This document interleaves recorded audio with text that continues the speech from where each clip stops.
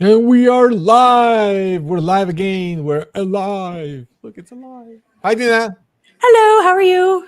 I'm wonderful, wonderful. Good to see you again. Today, we are going to be talking about something that is for almost everybody because this is, I think, number one topic for majority XJWs, which is family, issues with family, broken families, families who we love dearly, unfortunately, because of the shining policy, a lot of them are broken.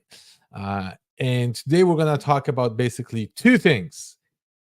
If you wake up and your spouse didn't, your kids didn't, how are you going to handle that? Is it okay? Is it possible to live in a family divided when it comes to religion? And what happens if you actually lose them? What happens if you actually have to go through the divorce separation? And how do you heal from that? How do you heal from losing your husband, losing your kids, and moving forward? So I thought that today, with my experience of being able to actually help my wife to wake up and being able to save my kids from this religion, and with Dina and her experience with Losing everyone. four four marriages, No, right? I only three. This is the fourth. This is the fourth, right? So you got married four times. Four times a charm. But she Just keep went through going. it. Just keep going. She went through the divorces. She went through the loss of her loved ones. She went through the betrayal and you name it. And look at her today. She's smiling. So it is possible. And we're going to talk to you about how is it possible that we're still smiling. It's not the end of the world if you lose your loved ones, although it is extremely painful. So if you want to join us, I did put the link on in the comments. You're more than welcome. If you have any questions, please put them in the comments and we'll be happy to address them. But before we go into the topic and before I share with you how I was successful to wake up my wife, let's just tell a little bit about ourselves for those who don't know us and watch us for the first time. So I woke up first. I started waking up with the overlapping generation, and I went through all the finding out of what's wrong with this religion and reading Crisis of Conscience. Unfortunately, there's one moment when you realize, okay, this religion is wrong, it's not true, but what am I going to tell my spouse? For all those years we've been together, what am I going to tell my wife? So it was a really tough process. I'll go through with you through that process a little bit later, but it was possible with her. It took a long time, but today, what I can tell you is that the marriage is better than it has ever been, uncomparably. I can't even compare. And we had a good marriage. We were one of those people that people look up to and said, see, that is a happy family. And I have to say, we were a happy family, but it's nothing compared to the happiness and love and caring that we have today. So it is possible. It is absolutely fantastic today to be more authentic and more connected with your spouse after you go through the drama. Now, Dina, tell me a little bit about your history, okay, with your marriages, and then we'll go into details after. Okay. Okay. Marriage number one, he was gay. Marriage number two, he was worldly. I tried to win him without a word, and that was a fail. Husband number three, son of a circuit overseer, elder. That was a disaster. So that was the three marriages. And then I also lost all three of my kids from kidnapping. So technically, not really from the religion, although religion was an issue in the divorce and in the custody. And then all of my family, lost all my family. And today, I have my brother, who I think he disassociated himself about 4 or 5 years ago, and kind of my dad. My dad's mentally in, but he's not gone to meetings for years and years, probably about 4 years, I think. So we've been talking, so that's good. But other than that, that's it. We lost Anna. Anna was with us in the waiting room, and maybe she'll come back. But you are married today. I'm married the fourth time. The fourth time. How is that going? This is going really good. So it's possible. He is not a Jehovah's Witness. And you guys are happy? Yay! How is that possible? Finally! Happy family should be only among Jehovah's Witnesses. No? No. You are breaking walls in people's minds now. Well, Okay, so we're gonna sledgehammer them we're today. gonna sledgehammer this subject right, left, and Yep. center. And to be honest, I chose this subject today because I really feel for you guys. We're throwing a lot of jokes around here, but I know it's very painful, and it was for me. It was for Dina too. I mean, trust me, there was a lot of tears through that process, and a lot of people calling whether me or Dina because of this, because they're saying, "Listen, I woke up, my spouse didn't. What am I supposed to do?" I mean, Nobody we talks were to me. happy. Yeah. We're not happy anymore, and we're constantly fighting, and one is pulling one direction, the other one's pulling the other direction. I still love my spouse, but I don't think I can live like that anymore. At least I can't picture my future with them, because they're constantly on the opposite. Even if they're nice to me, I don't even know if they're nice to me because they want to be nice to me, or they're doing it because they have another motive somewhere at the back of their head, thinking, I'll be nice because I want them to return to Jehovah, and vice versa. You're nice to the other spouse because you want them out of the religion, and you're pretending to be nice. I mean, and the people feel it. It becomes toxic. How do you win this? How do you win this? So I made a whole bunch of mistakes. So I'm going to mention some of the mistakes that I have made, what worked and what didn't.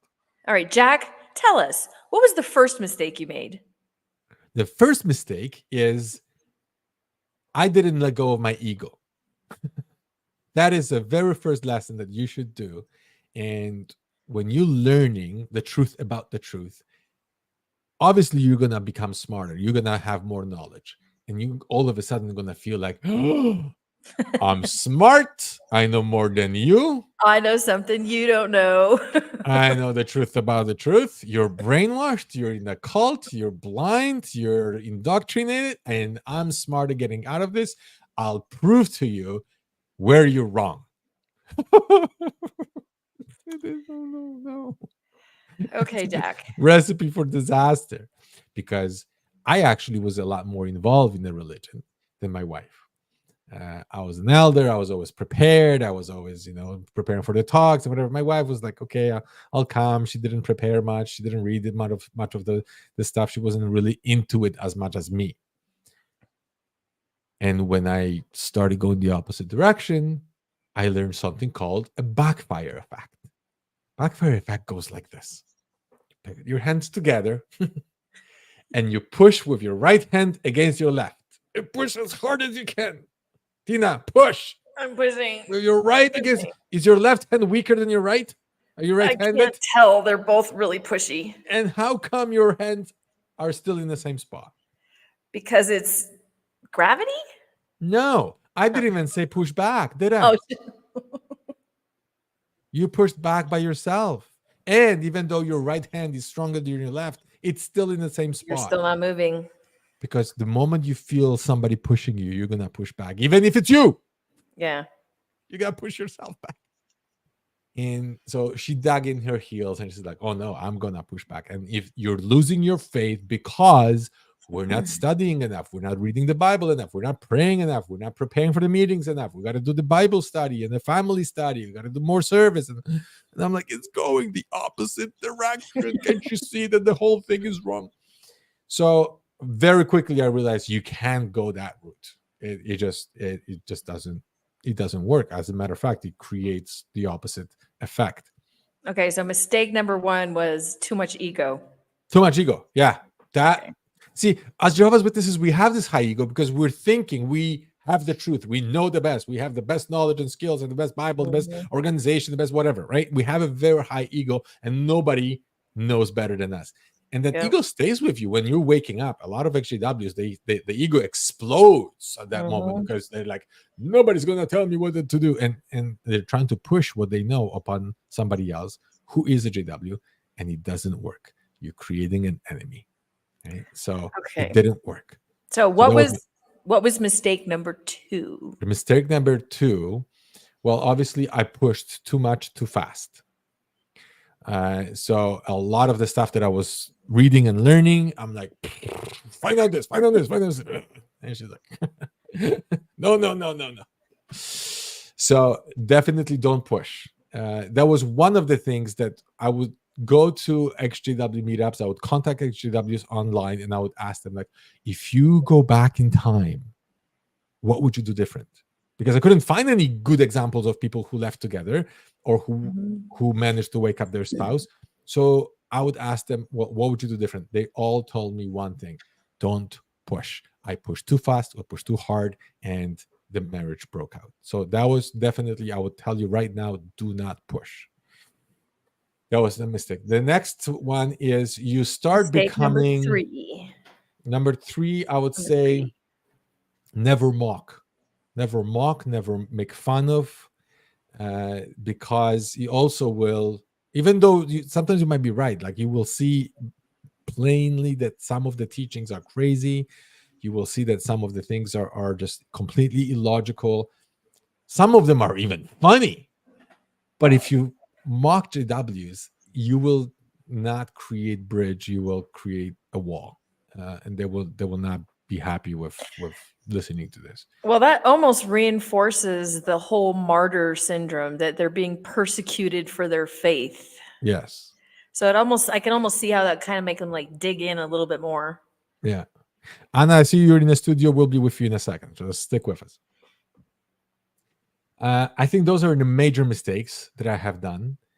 And I think the last one was I never, the fourth one was at the beginning, I didn't offer a better alternative. So it's like, okay, this is BS. But so my wife, after a while, realized, okay, something's not right here, not right there.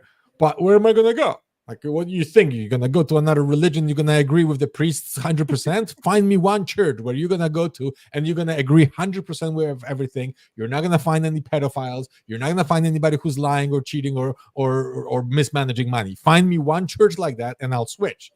But until you find one like that, why would I go anywhere? I already have my family, my friends, my everybody. Nobody's perfect. No church is perfect out there. At least I'm here. I don't have to teach things I don't believe in. If they don't have things right, I don't have things right. But at least I'm not going to lose my family and friends, and I'm not going to rip my children out of the community that they have for no benefit. There is nothing out there that I would benefit better than what I already have. So let's just stay. So she stayed as PMO for a few years, and so did I.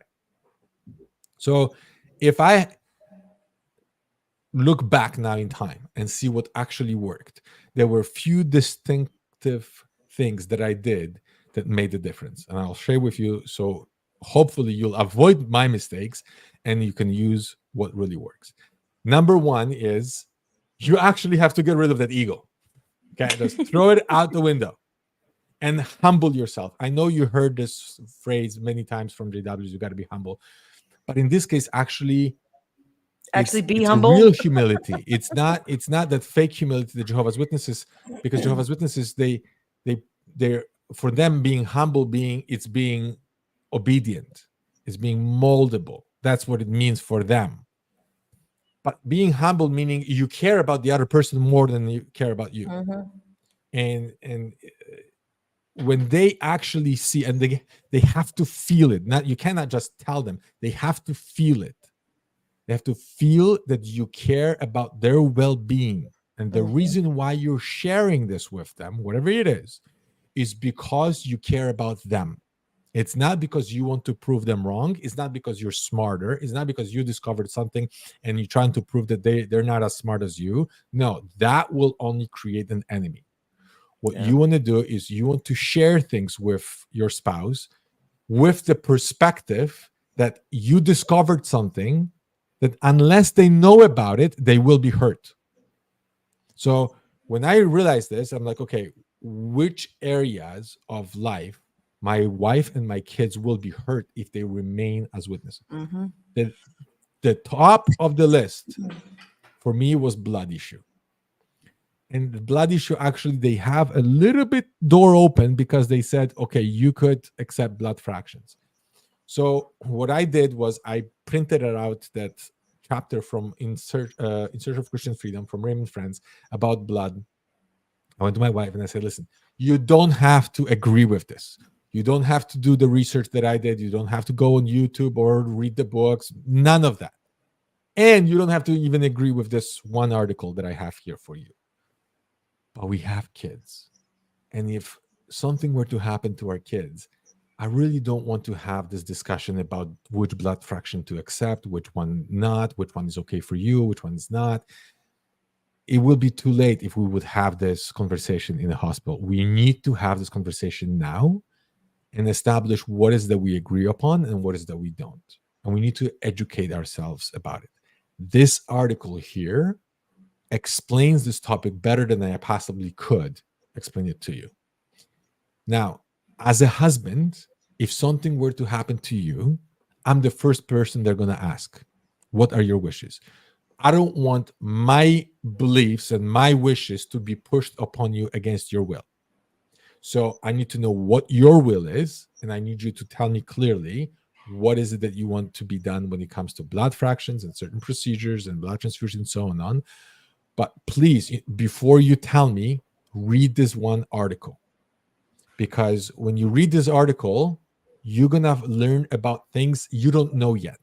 And I really don't want you to make this very important decision about your life and the life of our kids without this knowledge, out of ignorance.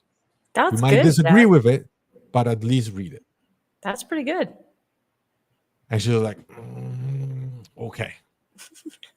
Okay. Because what happened at that moment? She realized she doesn't have to agree with me. That's one. Mhm. I care about her will, not mine. And I care about the kids, which every mother would kill their husbands 3 times before they would hurt the child. Right? Prove me wrong, Dina. That's true. So if you show that you care about the kids, you show that you care about her, and you respect her wishes, and you won't push your beliefs on her, then it gives them this. A very And it's true. neutral I spoke place. truth. I didn't lie to her, right? I said, really, I will respect your wishes. Even if you say, I don't want the blood transfusion, and they will ask me, I will represent your wishes. So I was honest, and she felt it. And she said, okay, but she was still scared. So it took her like 3 months to touch it.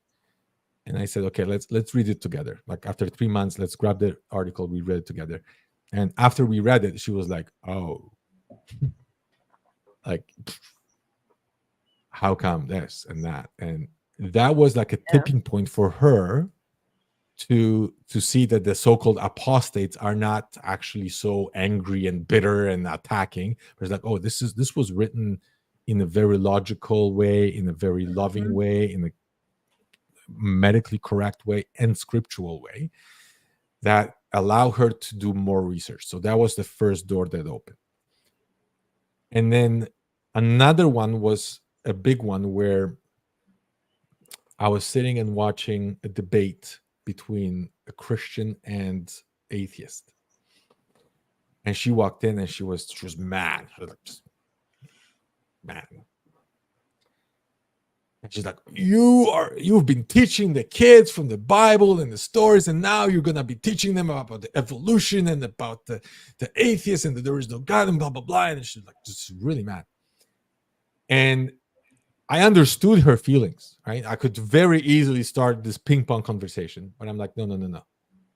I listened to everything she said. I looked her straight in the eyes. I grabbed her hand and I said, hun, the reason why I'm watching this is because I don't want me as a head of the family, as your husband, and as a father. My number one job is to protect this family. I'm gonna watch this. You don't watch this.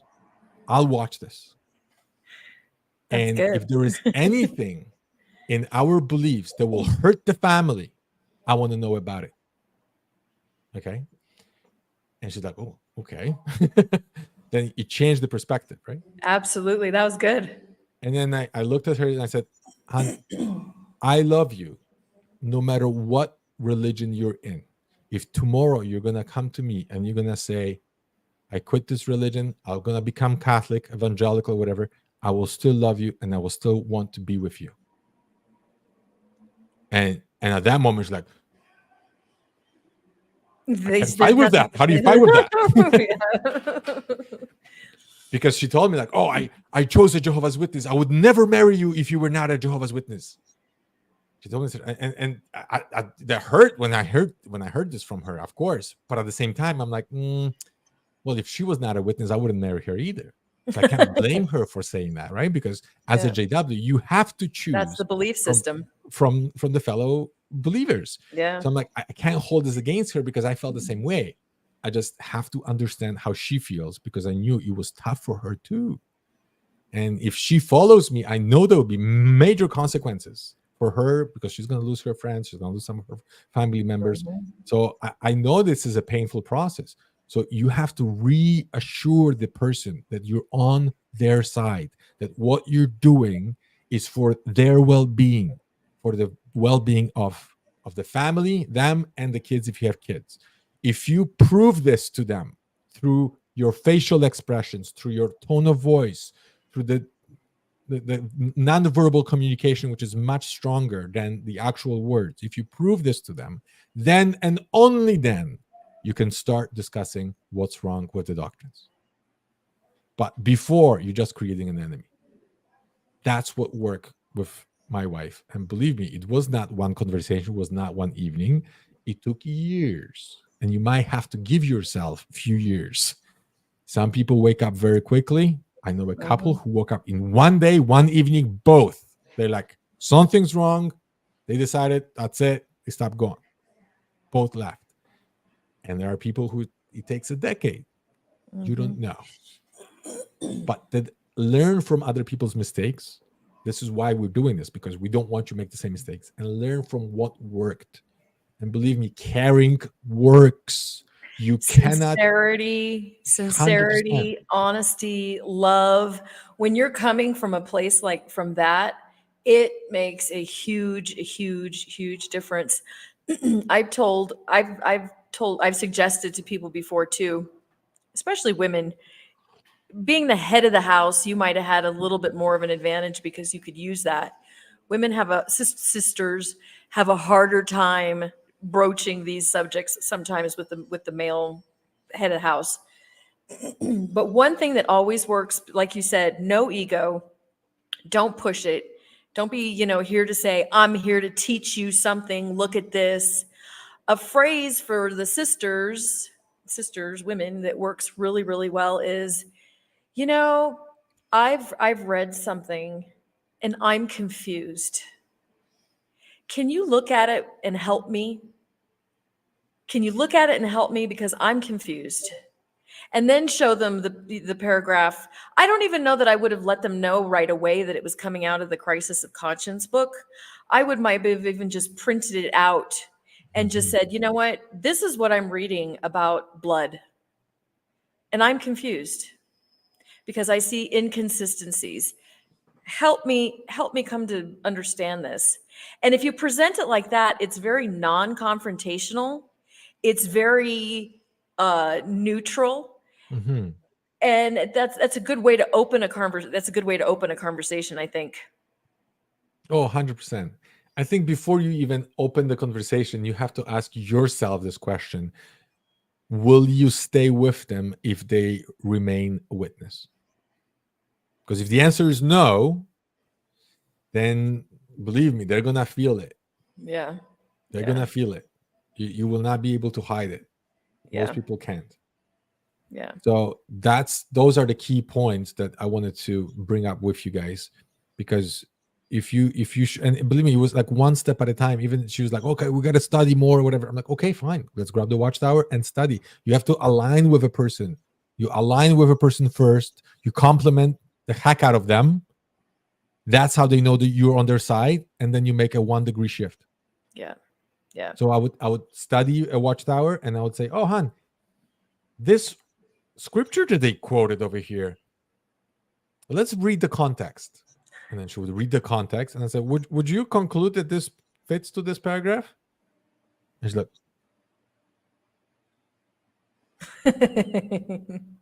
oh, it is kind of odd. But let's read the next one. I'm like, okay.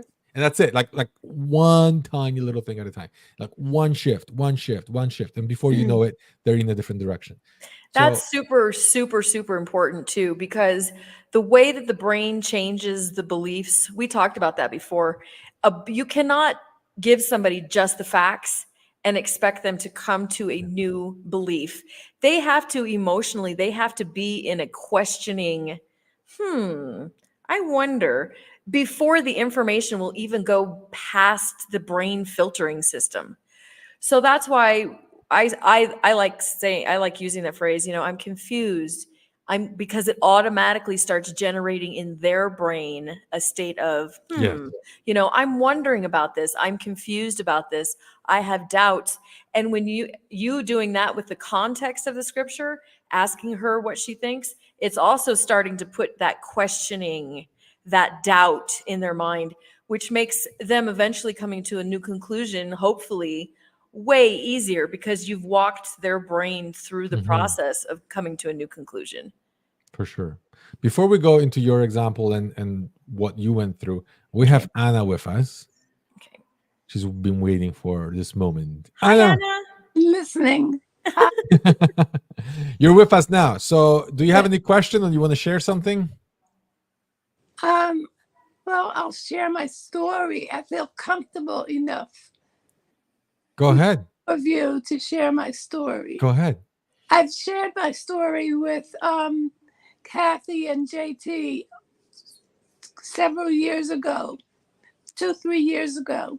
Okay. But I thought I was it's funny. I thought I was the only ex-Jehovah's Witness there was. Oh, wow. I was looking for a group.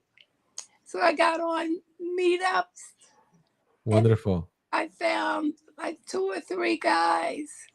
They were younger and I didn't want to meet up with them because they talked about going to a restaurant, going to a bar, Nice. club or something.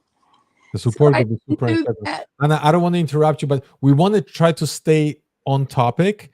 I would love to hear your story, or you can maybe we could maybe listen to your story from critical thinkers, Mhm. because I know your story is probably like an hour long at least. But we're trying to stay on topic, which is today about the broken marriages. Did you have an experience of a broken marriage? Yes. Okay, so tell us about that. We came into the organization about 1973. My husband, I was, what do they call it? Churched. I was a Methodist. So we started going to church as young people. My husband never went to church, always talking to his parents, why are you giving this minister the money?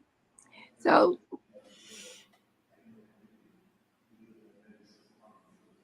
I I wanted more information about the Bible. He didn't. But once we were married, it really interested him. Having other people that we knew that were coming in and sitting down the first couple of sessions we had, he liked that. He liked especially African American men being in charge of something, having a group of men.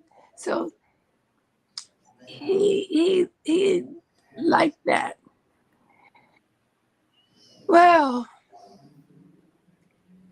when I realized that doctrinally I could not support this religion, I it didn't make any sense to me. The study was always but looking at the book instead of the Bible. And I never told him.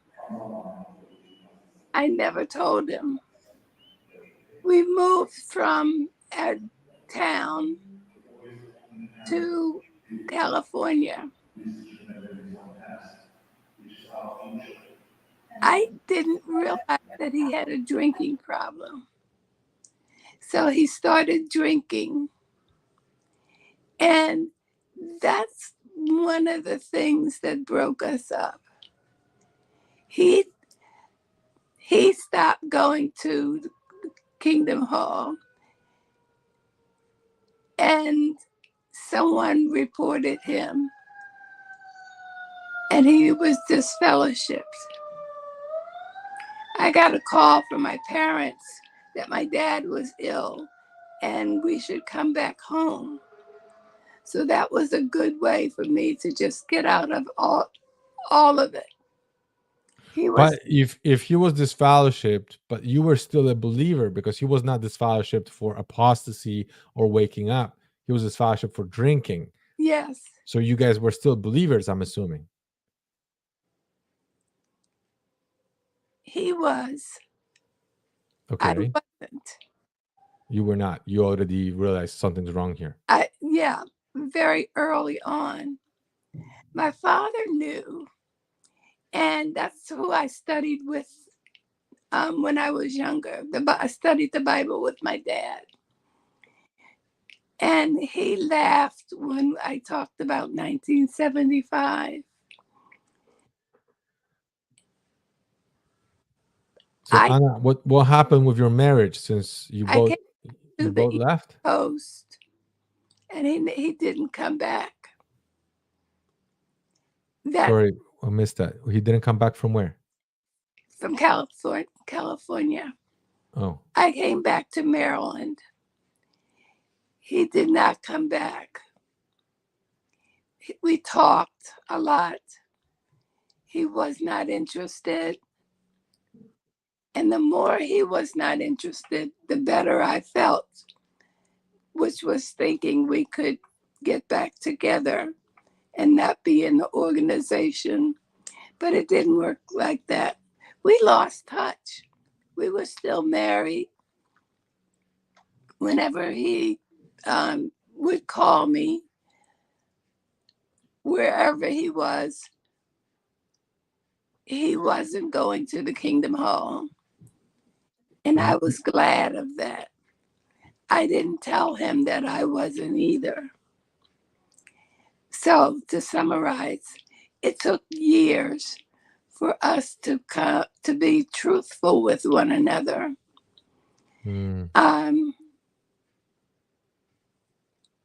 But when he came back to Annapolis,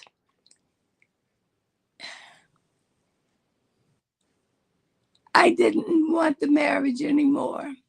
I knew that he was going to be drinking. It was going to be bad for me because it was abusive marriage. So he said, "Can I come home?" After like 6-7 years. Oh, wow. And I said, no. And he was living with his family members. I said, no, I won't take you back. He went back to the Kingdom Hall. He wanted to get a divorce. I said, okay. What he used to get divorced, I have no idea.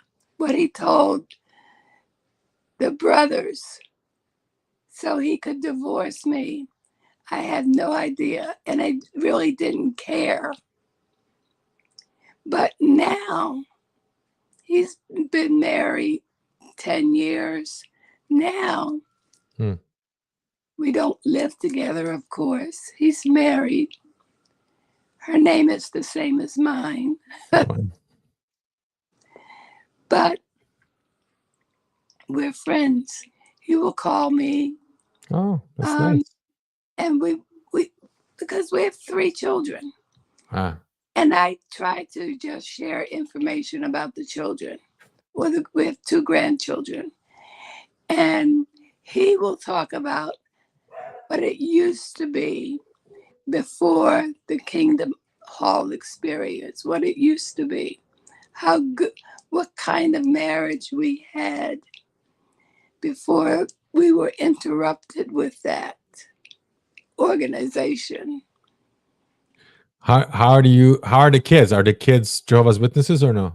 One is still in. And The, there is the one that it's in talking to you. it took a long time. Sorry to hear that. It took a long time, and I don't know why I'm not sitting up straight, but it took a long time. She read when we all came back to Maryland, she wouldn't come back. She was 17, almost 18. So I don't know. I don't have the full story, but she's still there after 30, 34, 35 years. She's still married.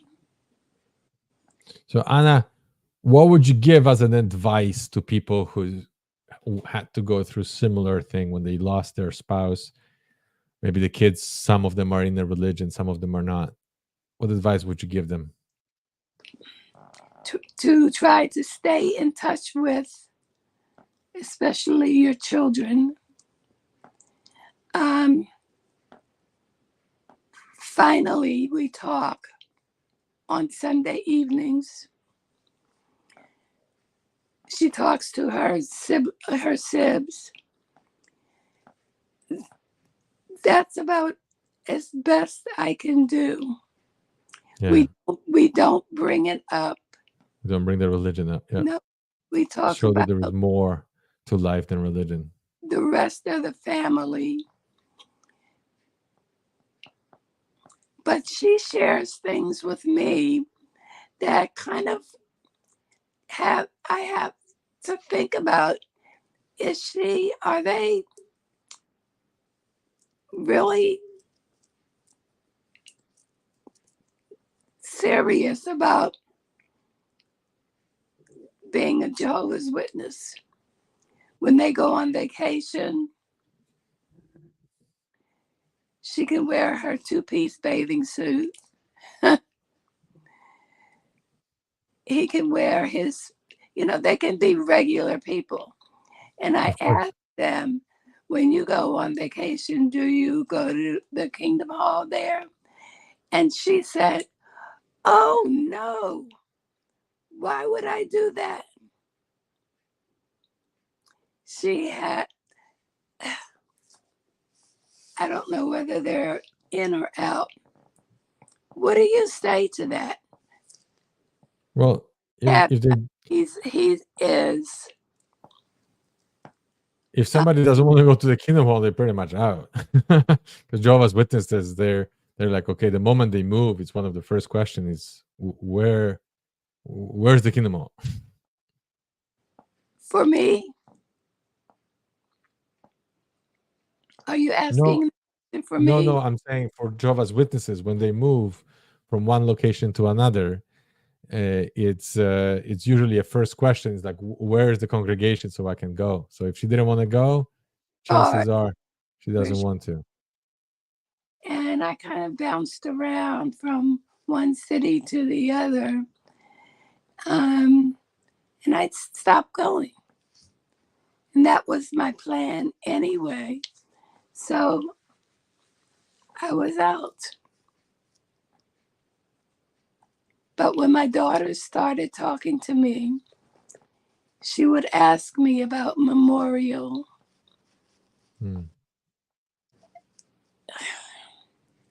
She's still in, I think. Well, yeah, if she's asking you for memorial, An elder. She has always been, what do you call it?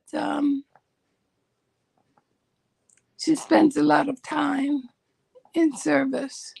Pioneer Pioneering, yeah, is pioneering. always, for the last Yeah. 30 years, been a pioneer. Anna, let me ask you this. Do you feel like they care less about you because they are Jehovah's Witnesses? Oh, Mm. yes, definitely. That Definitely. if you were a Jehovah's Witness, they would have contact with you, but because you're not, the contact is very minimal. It's minimal. Yes. Yeah, Yeah. unfortunately, that's a reality for a lot of people. My own mother has a almost zero contact with one of her daughters, even though my mom is still an active witness. The only reason why she cut her off is because my mother chose not to cut me off. Yeah. So Listen to you and your story. So I understand that. So yeah, I won't say meek, but I tread carefully. very good. Thank you very much, Anna, for sharing. We really appreciate and hanging in there.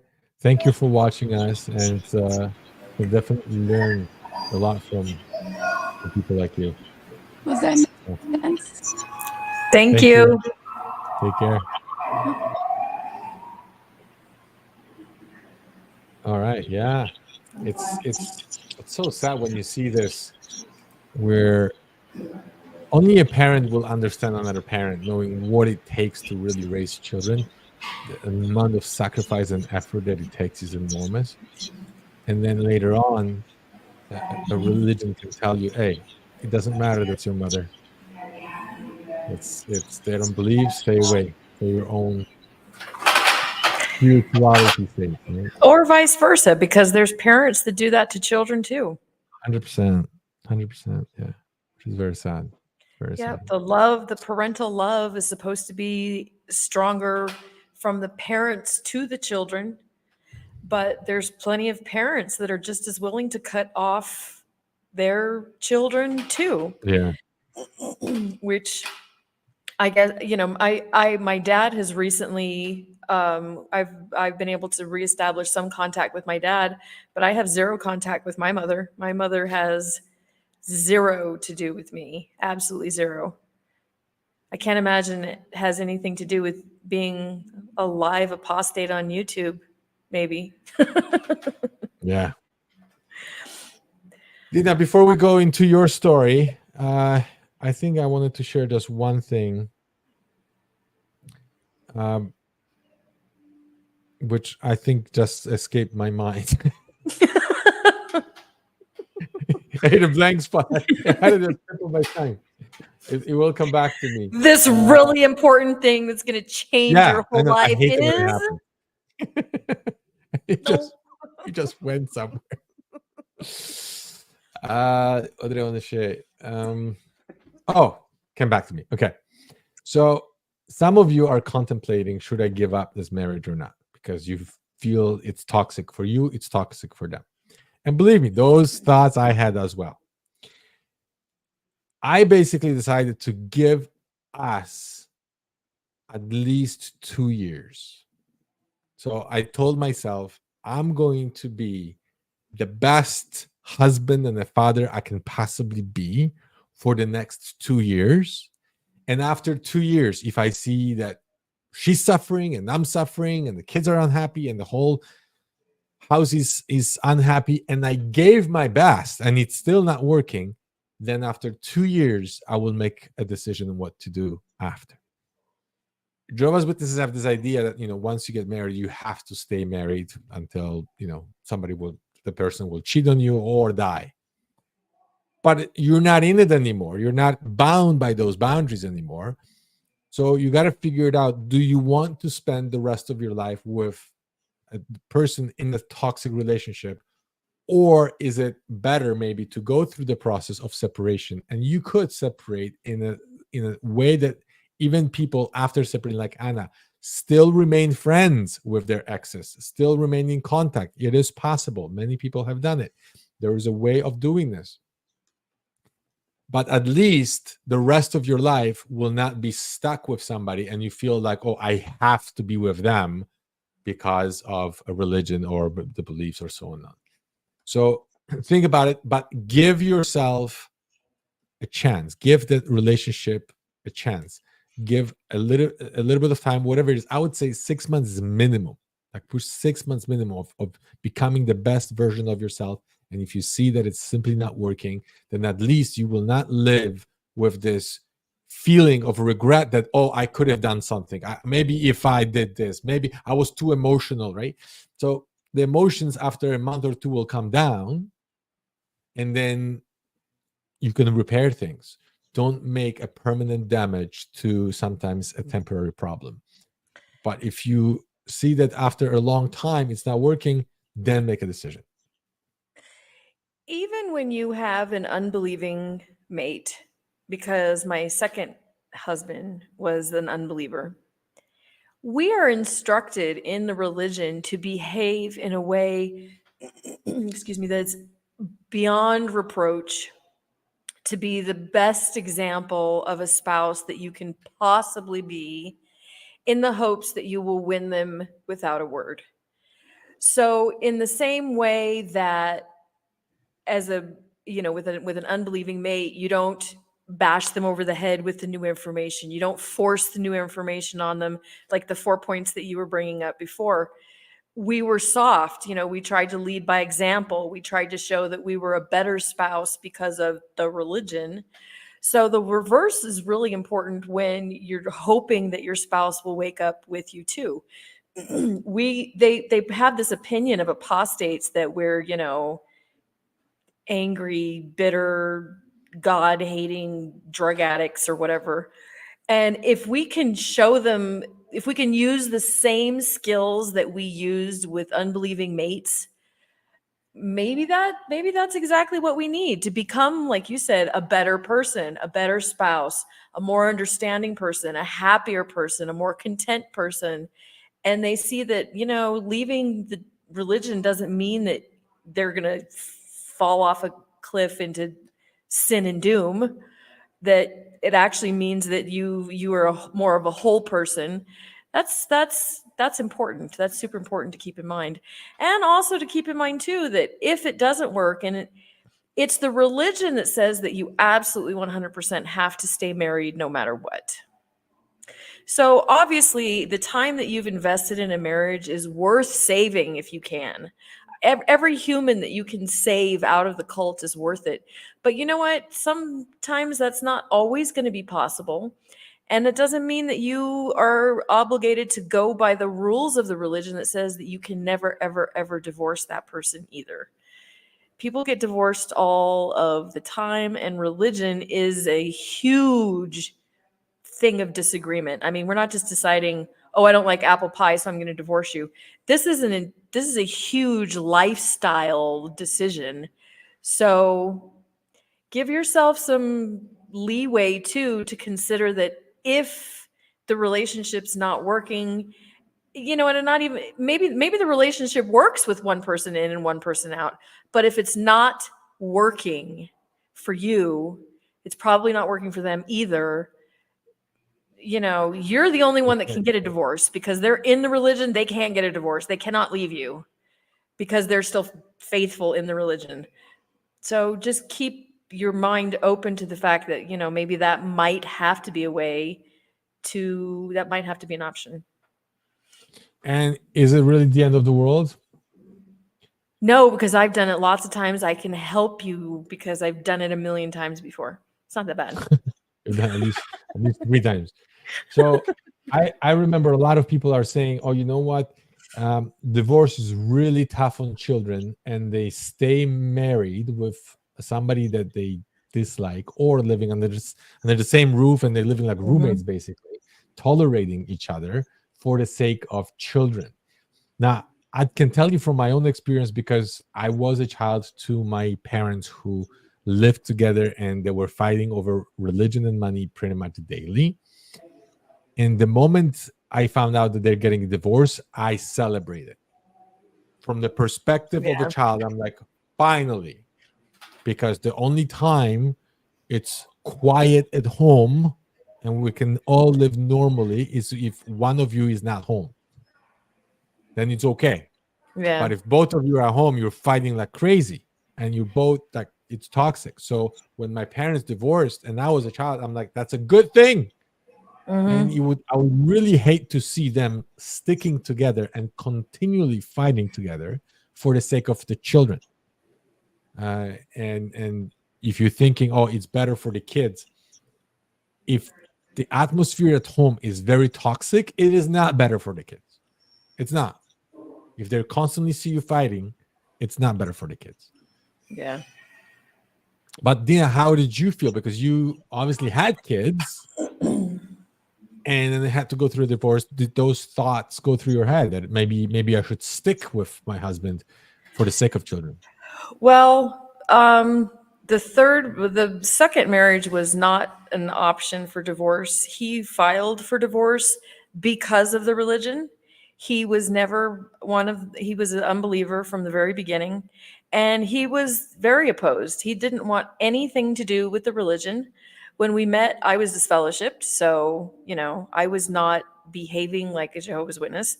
And when I went to get reinstated, obviously my lifestyle changed and he wasn't cut out for that, so he left. We got divorced. And with the kids' stepdad, we were married 9 years. And you know what? The religion just completely warps your decision making abilities, because I was 100% faithful, believing that I could not get divorced again unless he was unfaithful or unfaithful, really. And honestly, Yeah. the truth is, I should have. I should have, because there was domestic violence in the house. He was an alcoholic. He was abusive. And you know what? I wish I would have had the knowledge or the permission, I guess, to leave that marriage. It was unhealthy. I think Mhm. I think in the religion we are so indoctrinated to not get a divorce that we stay in situations that are very unhealthy, that are very, very toxic, where anybody in the world would have said, why the heck have you not gotten a divorce already? Why did you not take those kids and leave? I should have. I understand why I didn't, because I'm an elder's wife and a regular pioneer, and he was a regular pioneer. So I understand why that Mm. decision wasn't really even that on the table, honestly. But Right. it should have been. It absolutely should have been. I should have filed for divorce and kept my sanity and maybe saved the kids.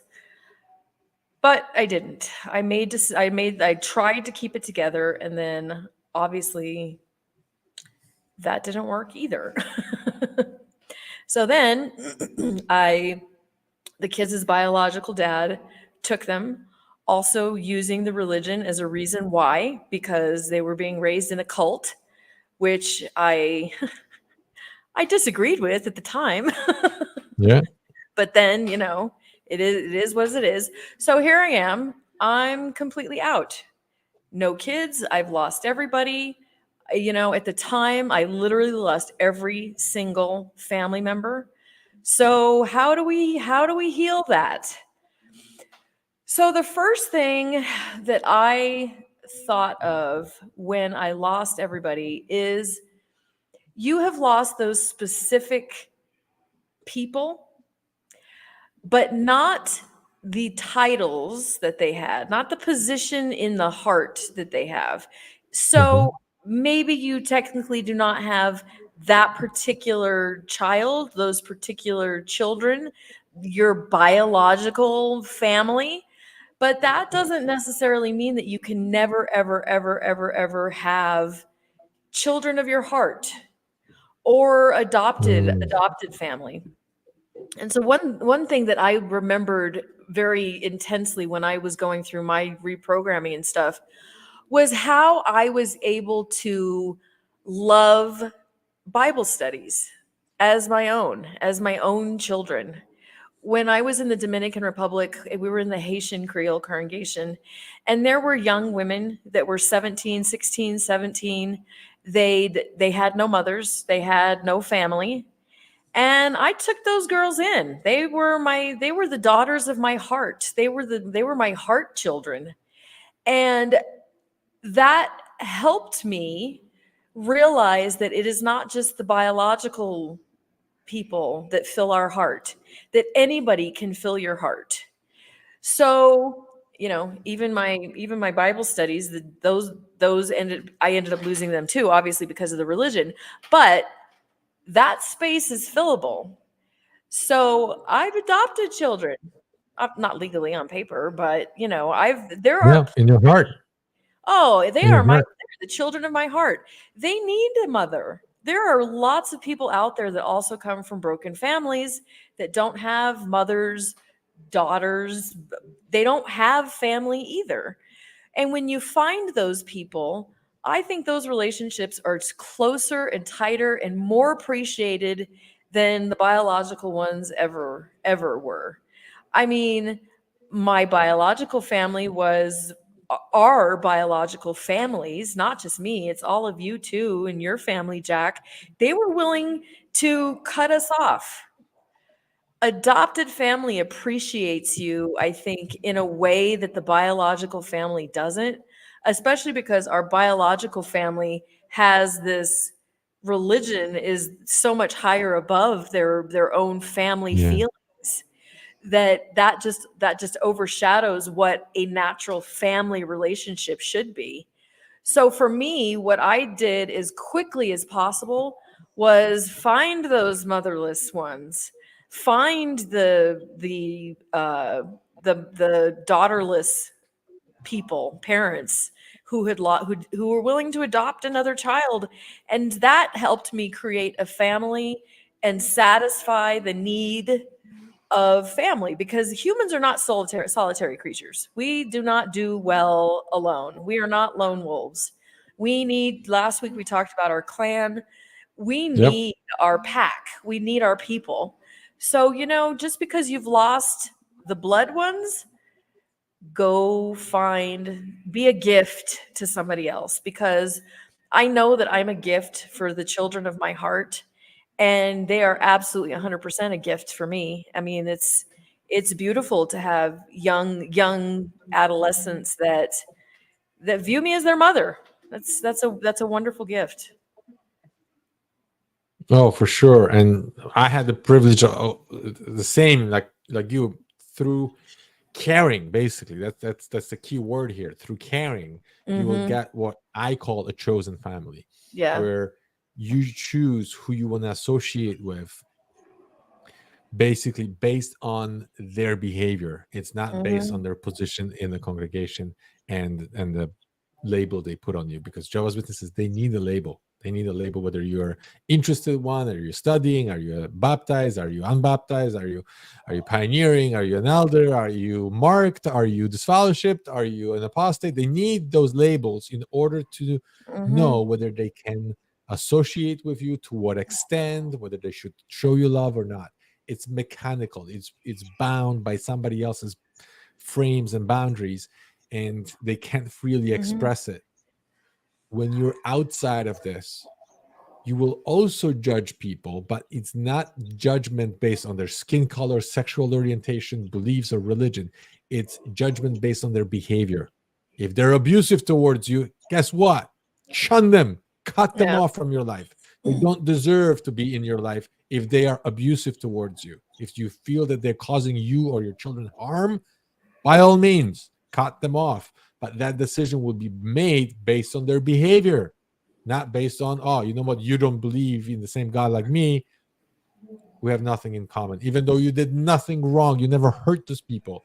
You never didn't, if anything, maybe you even helped them. You've been a really kind person to them. That doesn't matter, because somebody else created a frame for them, what they can and cannot do, and who they can and cannot love.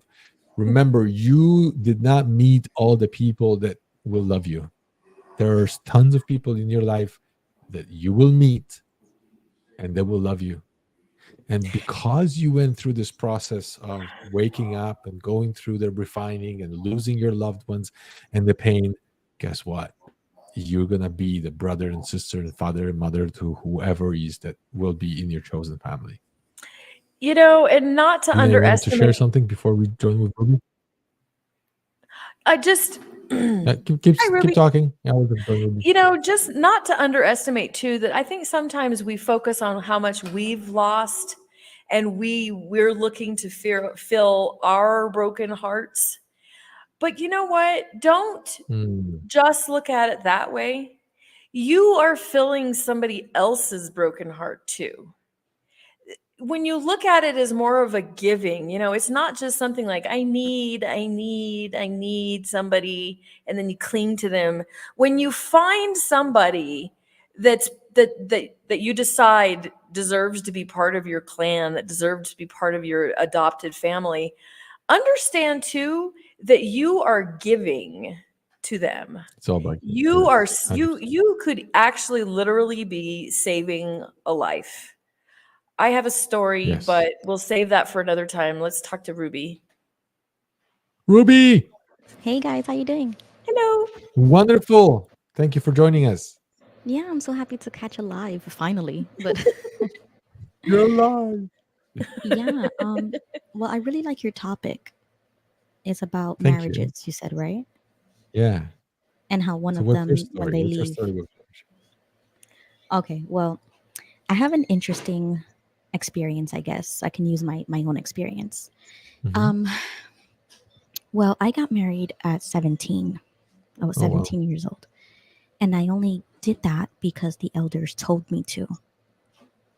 And They so put pressure. I didn't realize it at the time, but I was coerced into something that I really didn't want. Yeah. But that was the only way to get reinstated because they told me, well, if you made a mistake and you got pregnant out of wedlock, and the only way to fix this is to get married. Mm. That was And me, number 2. yeah, really? Yeah. Yeah, I mean, they also made it seem like he cannot be a father unless you are married. Because why else would you keep communication if you're not married? You only talk to this person, and that's considered dating, but you cannot date somebody without the intention of marriage. So, what are your intentions? Do you plan on getting married? Does he plan on being a father? And so they Yeah. correlated the two things as if he cannot be a father unless he's a Unless you're husband. married. Yep. Was Yeah. he a JW too? Yes. So Okay. it was both of us. We both got disfellowshipped. But Okay. they told us, oh, if you get married, you'll get reinstated within 6 months. And we'll consider you guys repentant because you're doing the right thing and you're willing to raise this child. And so everything sounded great. I was like, of Mhm. course I'm repentant. Of course I want to get married. I know that this is wrong. I know that what I did was wrong. Of course I want to make things right. And since I was a minor, I didn't have a choice. Like you feel like you Yeah. don't have a choice. You feel like this your Yep. parents are telling you what to do. Now the elders are telling you what to do.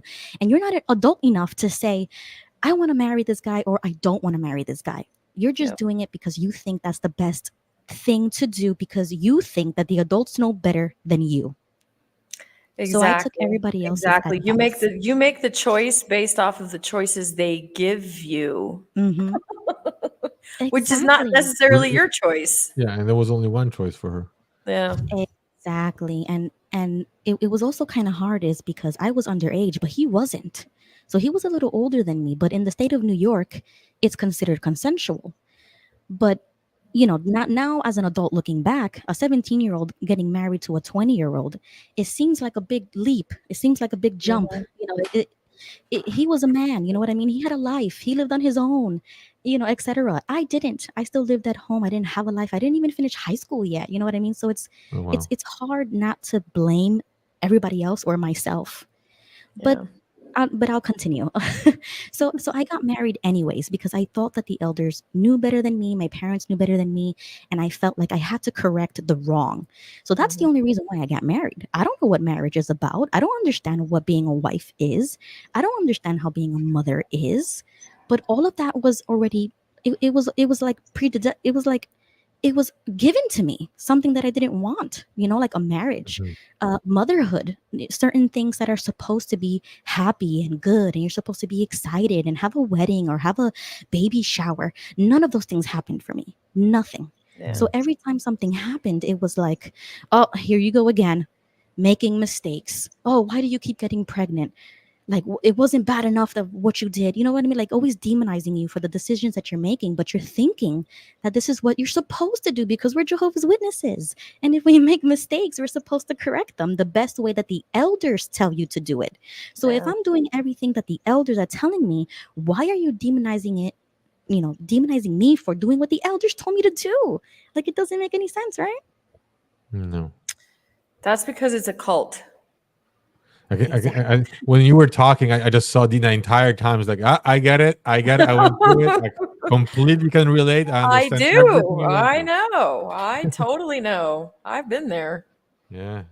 Yeah, Fascinating. So so how did it finish? Tell us. Curious. yeah, so I mean, we did what we had to do, and unfortunately, they didn't follow through with their promise. And I was reinstated when the baby was born. And you're thinking, oh, is this a coincidence? No, it's not. I felt like they only reinstated me is because I had the baby, and they wanted people to talk to me. Because how are you going to shun somebody who just had a baby? You know what I mean? Like the optics don't look good.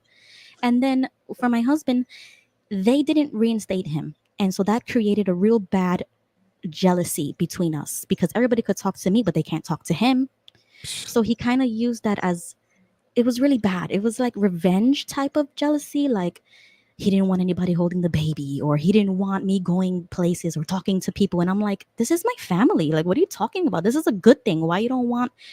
I'm not gonna get into it, Ruby, but why it was would just you horrible. reinstate him? Yeah, it was Jack, horrible.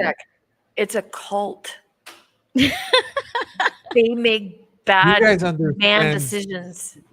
you guys understand this baby thing. I'm trying to put myself in the elder's shoes, and I'm trying to understand them. There is something here in this story I don't understand. So it's Right, weird. right. And the only thing that I didn't like about the whole situation was that we are a married couple now, and they should have taken our case as together, husband and wife, but they didn't. They individually took our cases, and they said, you have Jehovah's blessing and you don't. And our household was spiritually divided in Jehovah's Witness Yeah. standards because now Yeah. I can't view him as my spiritual head. I can't essentially I can't trust him with anything because he's still disfellowshipped and he doesn't have the Holy Spirit, but I do. This is- I know it's It horrible. It's sounds horrible, like a and cult. I know it's horrible because Yeah, you're not going to I believe this, but that decision didn't have God's exactly backing.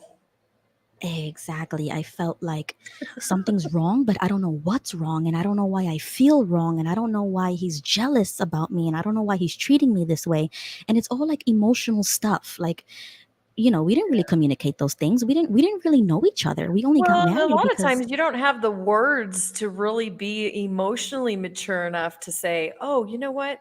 What I'm feeling is a little bit of jealousy because you got mm-hmm, reinstated before I did.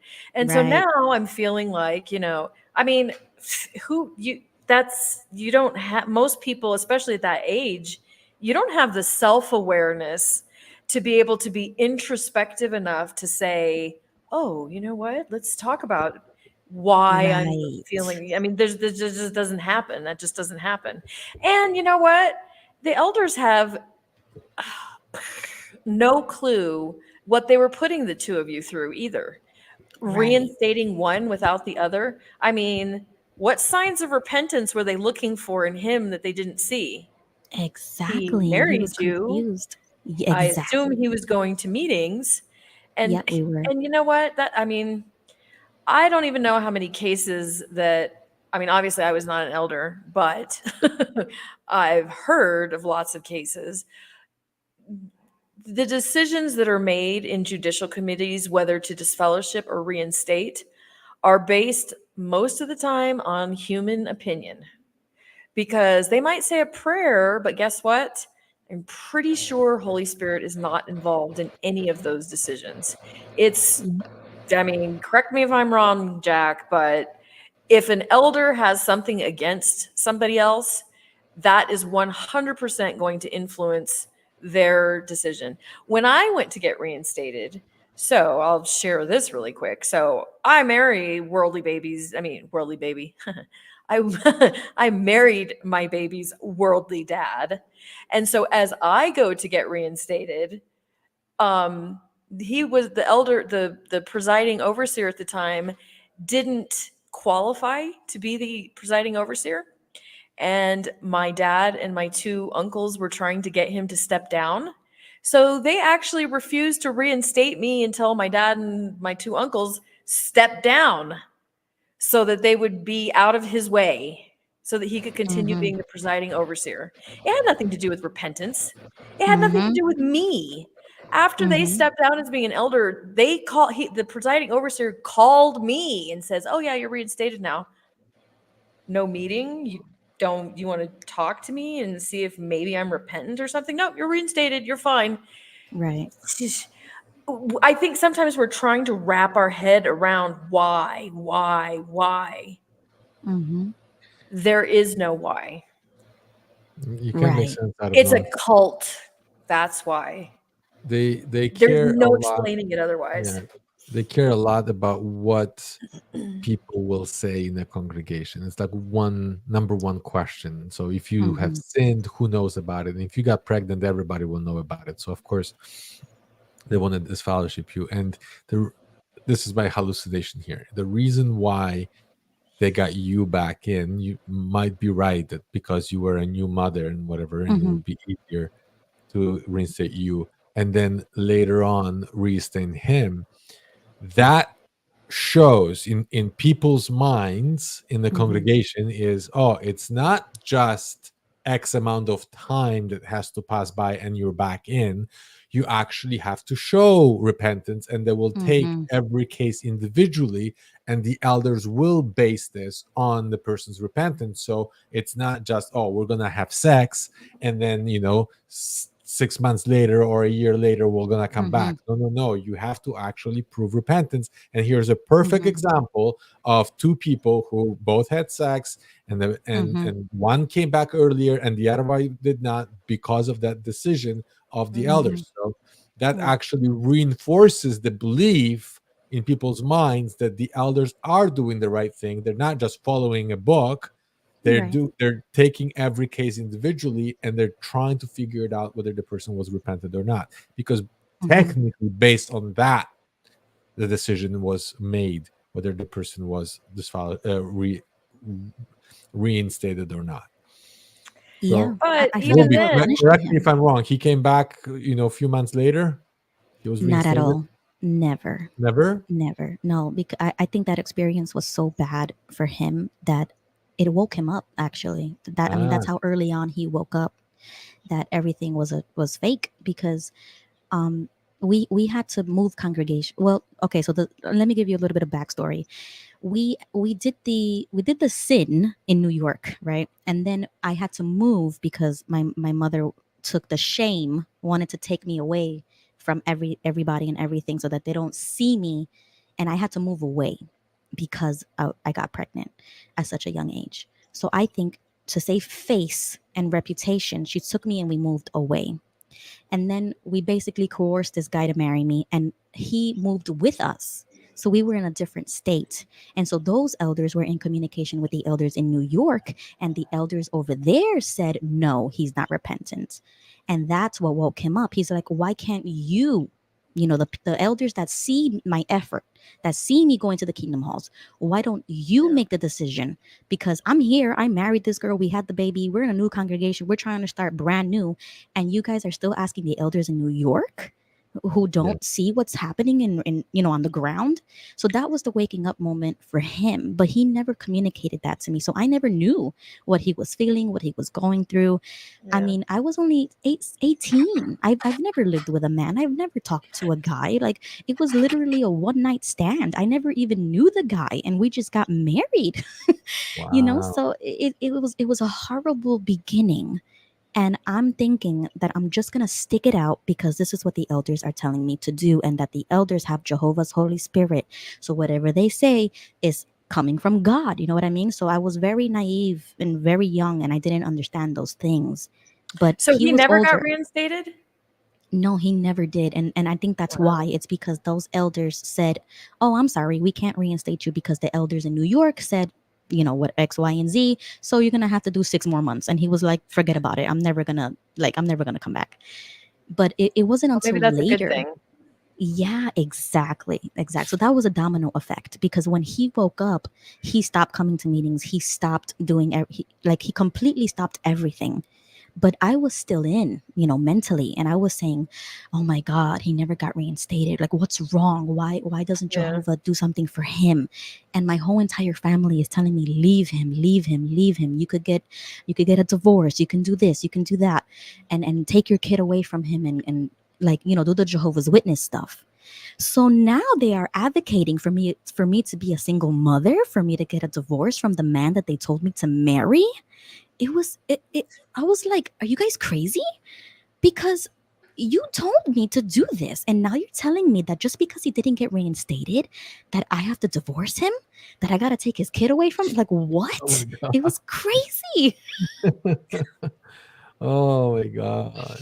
Yeah. Yeah, and that's when I started to have little hints of waking up moments because my family, they claim to be Christian, they claim to be Jehovah's Witnesses, but you're telling me to go against my husband. And just for a spiritual reason. Oh, that he's not the head of household spiritually. He's not doing things spiritually. But everything else, he was perfect. He was a provider. He was there for me. We somewhat got to know each other through, like dating but married. Yeah.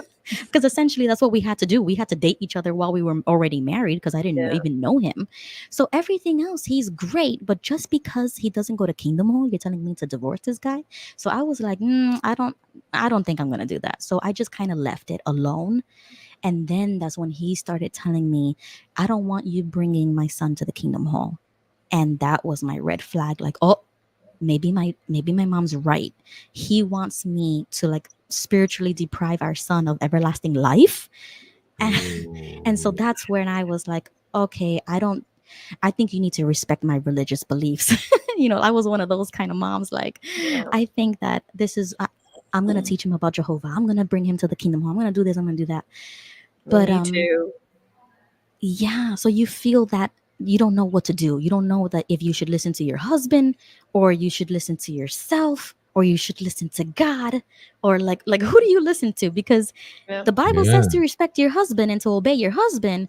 But then, this is theocratic warfare I'm dealing with because now he doesn't want me bringing my kid.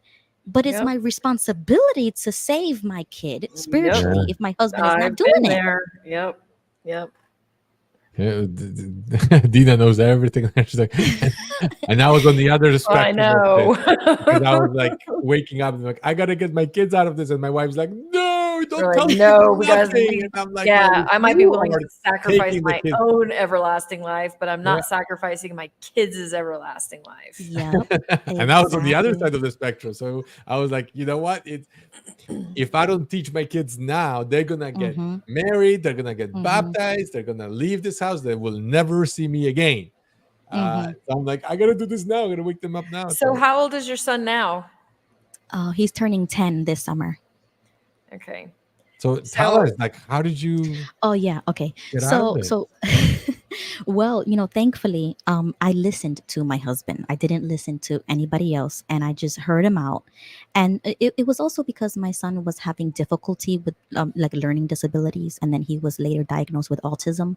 So I wasn't really pushing it. I wasn't forcing him to sit for 2 hours. Like I didn't force those Mhm. things on him because I was like, he's not like other kids. I'm gonna have to draw back on certain stuff. And then my mom was like, that doesn't matter. You need to bring him to the hall. You need to do that, like, be really strict, like the way she was. And I was like, absolutely not. I'm not going to do what you did to me, to my own kid. That don't make no sense. Especially if he has a learning disability. I'm not going to spank him because he's autistic and he doesn't want to sit for 2 hours straight. You're out of your mind. Yeah. Yeah. Mm, So that was like another reason why I was like, okay, you know what? I'm going to use my husband as an excuse and not go to the meetings. And then that's when I started missing meetings and stuff like that. But I was still mentally in, but just Yeah. physically not going anymore. And the thing that broke me was when my husband showed me the CSA allegations, and it was an interview with Barbara Anderson. And that's why I credit Barbara for a lot. Like, she literally saved my life, because I credit him, I credit my husband, I credit Barbara, I credit Lloyd, because those videos from Lloyd Evans in like early 2015 and Barbara Anderson, those were the two main things that I started watching. And even though I knew it was apostate material, I didn't care. Like, once it came with children, once that, like, I Yeah. woke up to that, I was like, oh, this is absolutely wrong. And then I showed it to my mom, because my mom was really still very influential on me. Like, even though I was married, even though I was an adult, quote unquote, because I was already like emancipated or whatever, she still treated me like a child, and I still listened to her. It was like a weird relationship, because even though I was married, I kind of still had my mom front and center. And Mhm. he kind of also it was like a battle between the mother and the husband type of thing. So it was a lot of dynamics going on that I was just like sick and tired of everybody telling me what to do. And I just wanted, like I just wanted to blow up, like mentally have a meltdown, because I'm like, I need to do what I need to do, raise my kid the way I want to raise him. And it was like the Jehovah's Witness stuff was just too much. It was just too much. So I told her, do you know about the CSA issues, and that you essentially raised me in a pedophile paradise? And then she Ooh, that was tells good. me, yeah, like, I mean, I didn't say it that harshly, but I was just like egging on to that. And she told me something to the effect of, and very nonchalantly, she told me, oh, we know about that. If there's a brother or a sister or whoever that needs to be, marked, or like watched, the elders tell us. And I said, what? That you knew this? What are you talking about? And that is what blew me. Like, I got so angry and I just blew up, because I was like, you're lying. You're lying to me. Like, you could see people like straight in their eye and be like, you're lying to save face, or like Yeah. Jehovah's reputation. Yeah. And I can't do that, because I asked her, so if you knew of a brother in a congregation, and you're the head of household, because she was a single mother, so the elders ever talked to you as a single mother and said, sister so and so, watch your daughter, because, or watch this brother, because you have a young daughter or a young son? Has that ever happened to you? And she just like shrugged her shoulders, like, whatever. We know that. If there's any cause for alarm, they tell us that is nothing to be worried about. And whatever court cases you see, those are lies. Because I told her about the Candace Conti case in Hmm. California, and like those kind of stuff. And then that watchtower was paying like $4,000 a day or something like that. And And the she told fine. me, yes, because they weren't giving him information. And I told her, Mom, Mhm. look, Watchtower is literally paying money to stay quiet. Do you not have an issue with this? And I'm like, because I certainly did, but I didn't say anything at the moment. I Mhm. just was asking questions. And so she was the one who was, she would just look at me and tell me, who sent you that? Who told you that? Yeah. Where did you read that from? What website did you go to? And Yeah. then I was like, it's literally the courts. And then I would tell her, oh, my husband showed it to me. And then that was the red alarm. Oh, he's an apostate. He's disfellowship. That's why he never got reinstated. Look at him. He's giving you lies. And I started laughing, because, when you get like sarcastically laughing, because you're like, you're joking. You're joking. And that's when I realized my mom is so indoctrinated and so brainwashed to believe that the courts are lying, and that Satan is prosecuting Jehovah's Witnesses by all these court cases, that they're lies. I said, No, Mom, no, I'm sorry. you I can't don't wake believe people that. up.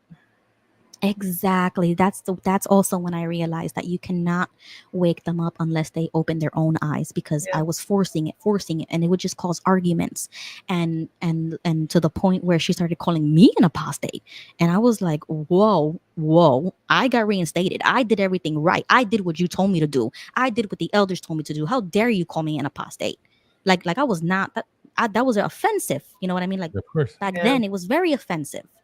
And I told her, how dare you tell me this? And these are not lies. And if you want to blind yourself, go right ahead. But I'm never bringing my son to a kingdom hall ever again.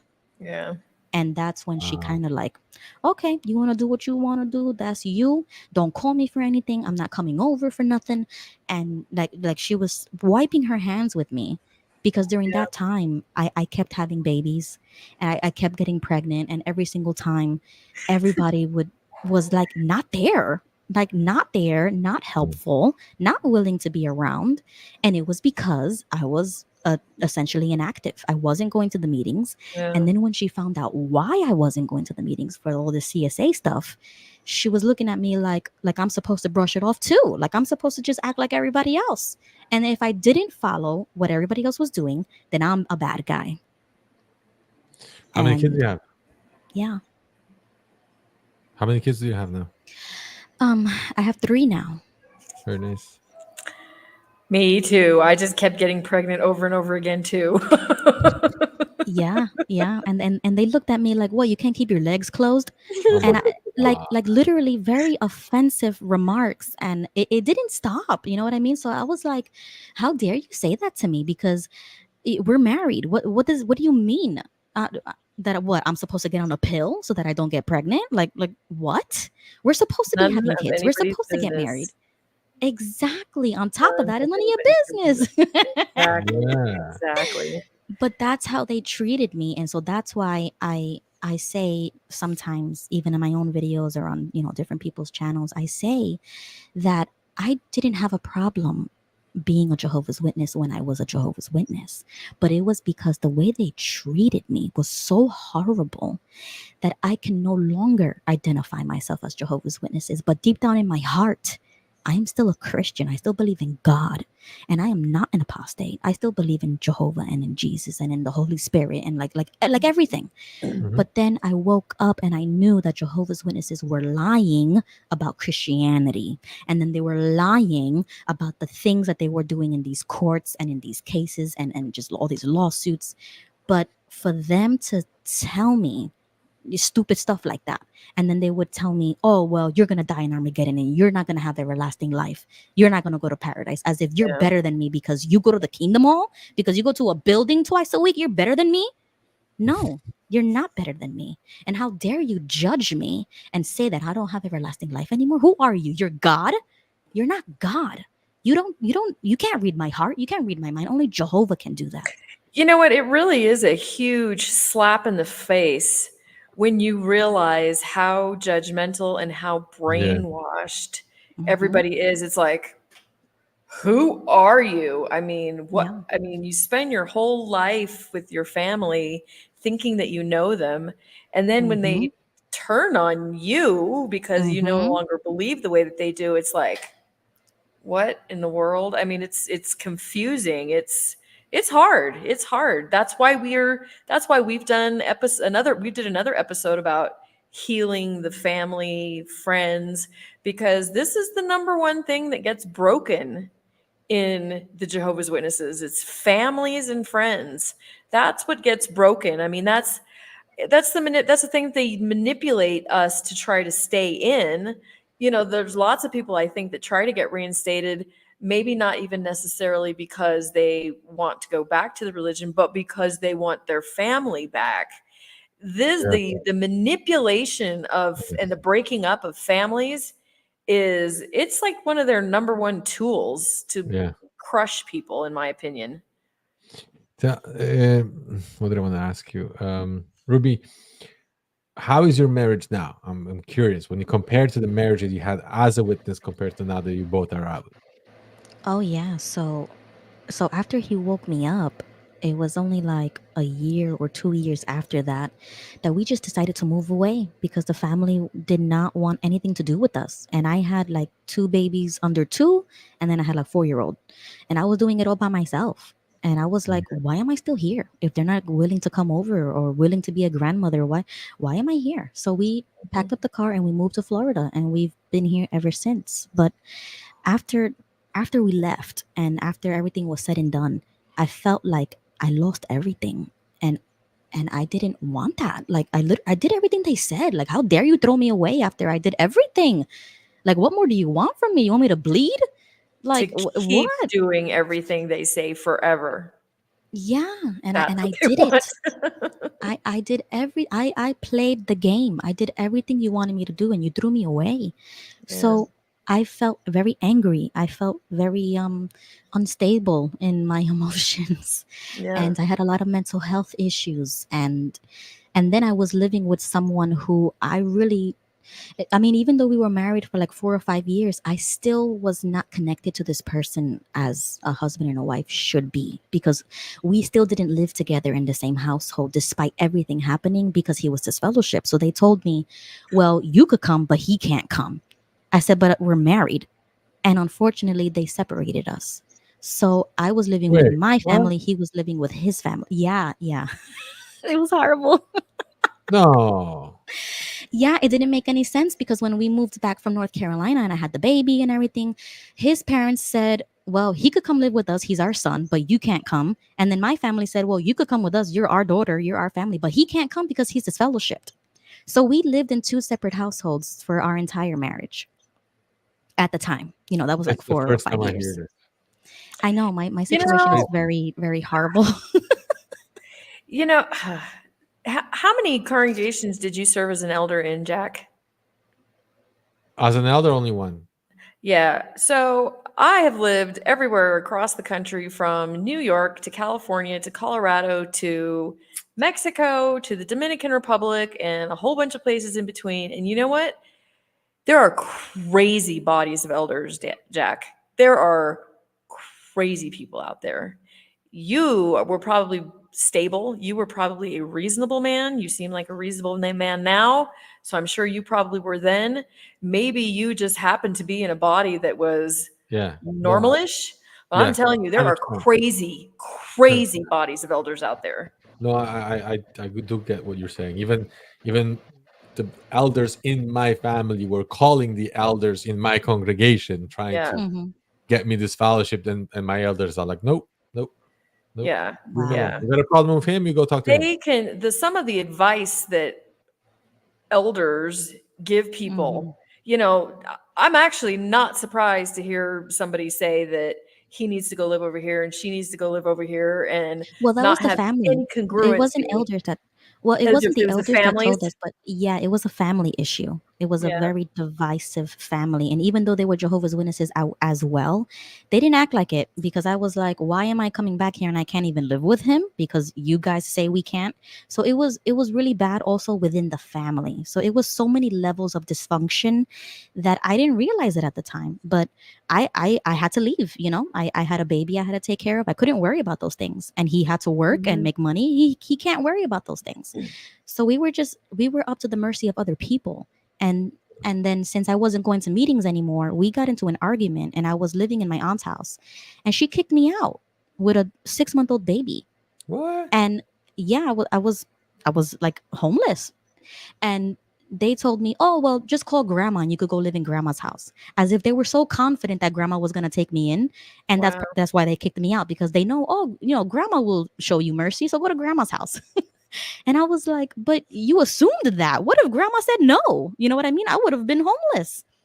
But thankfully, my grandmother is not a Jehovah's Witness, and she took me in, and I lived with my grandmother for 3 years. And while I was living there, I continued getting pregnant, and that's when the judgment came, the shame came, and why you keep having kids, you can't even live on your own, you can't even take care of yourself. And it was a lot of negativity surrounded my situation.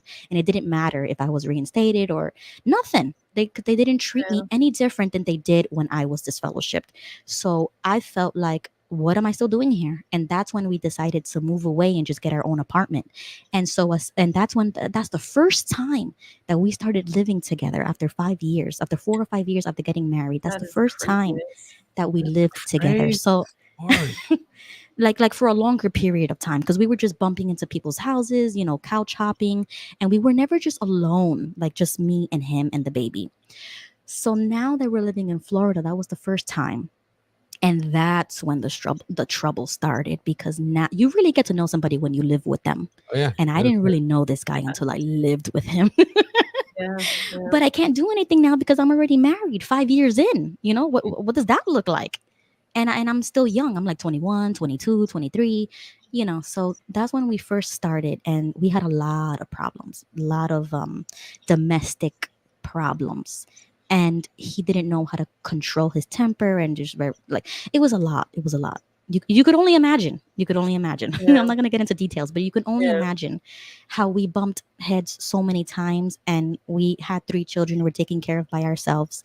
The pressure, the way the family continued to soft shun us, the like everything. I didn't have anybody to talk to. I didn't have a mother.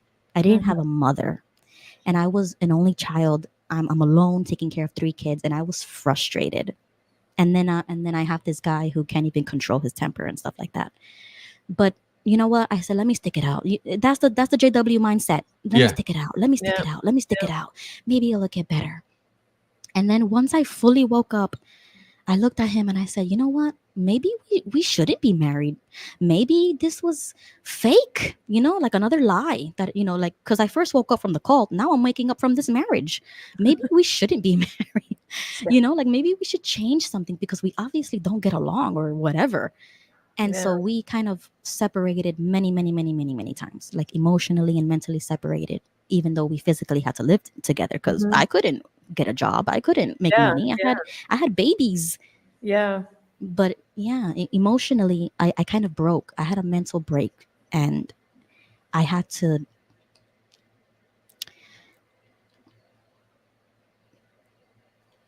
I'm sorry.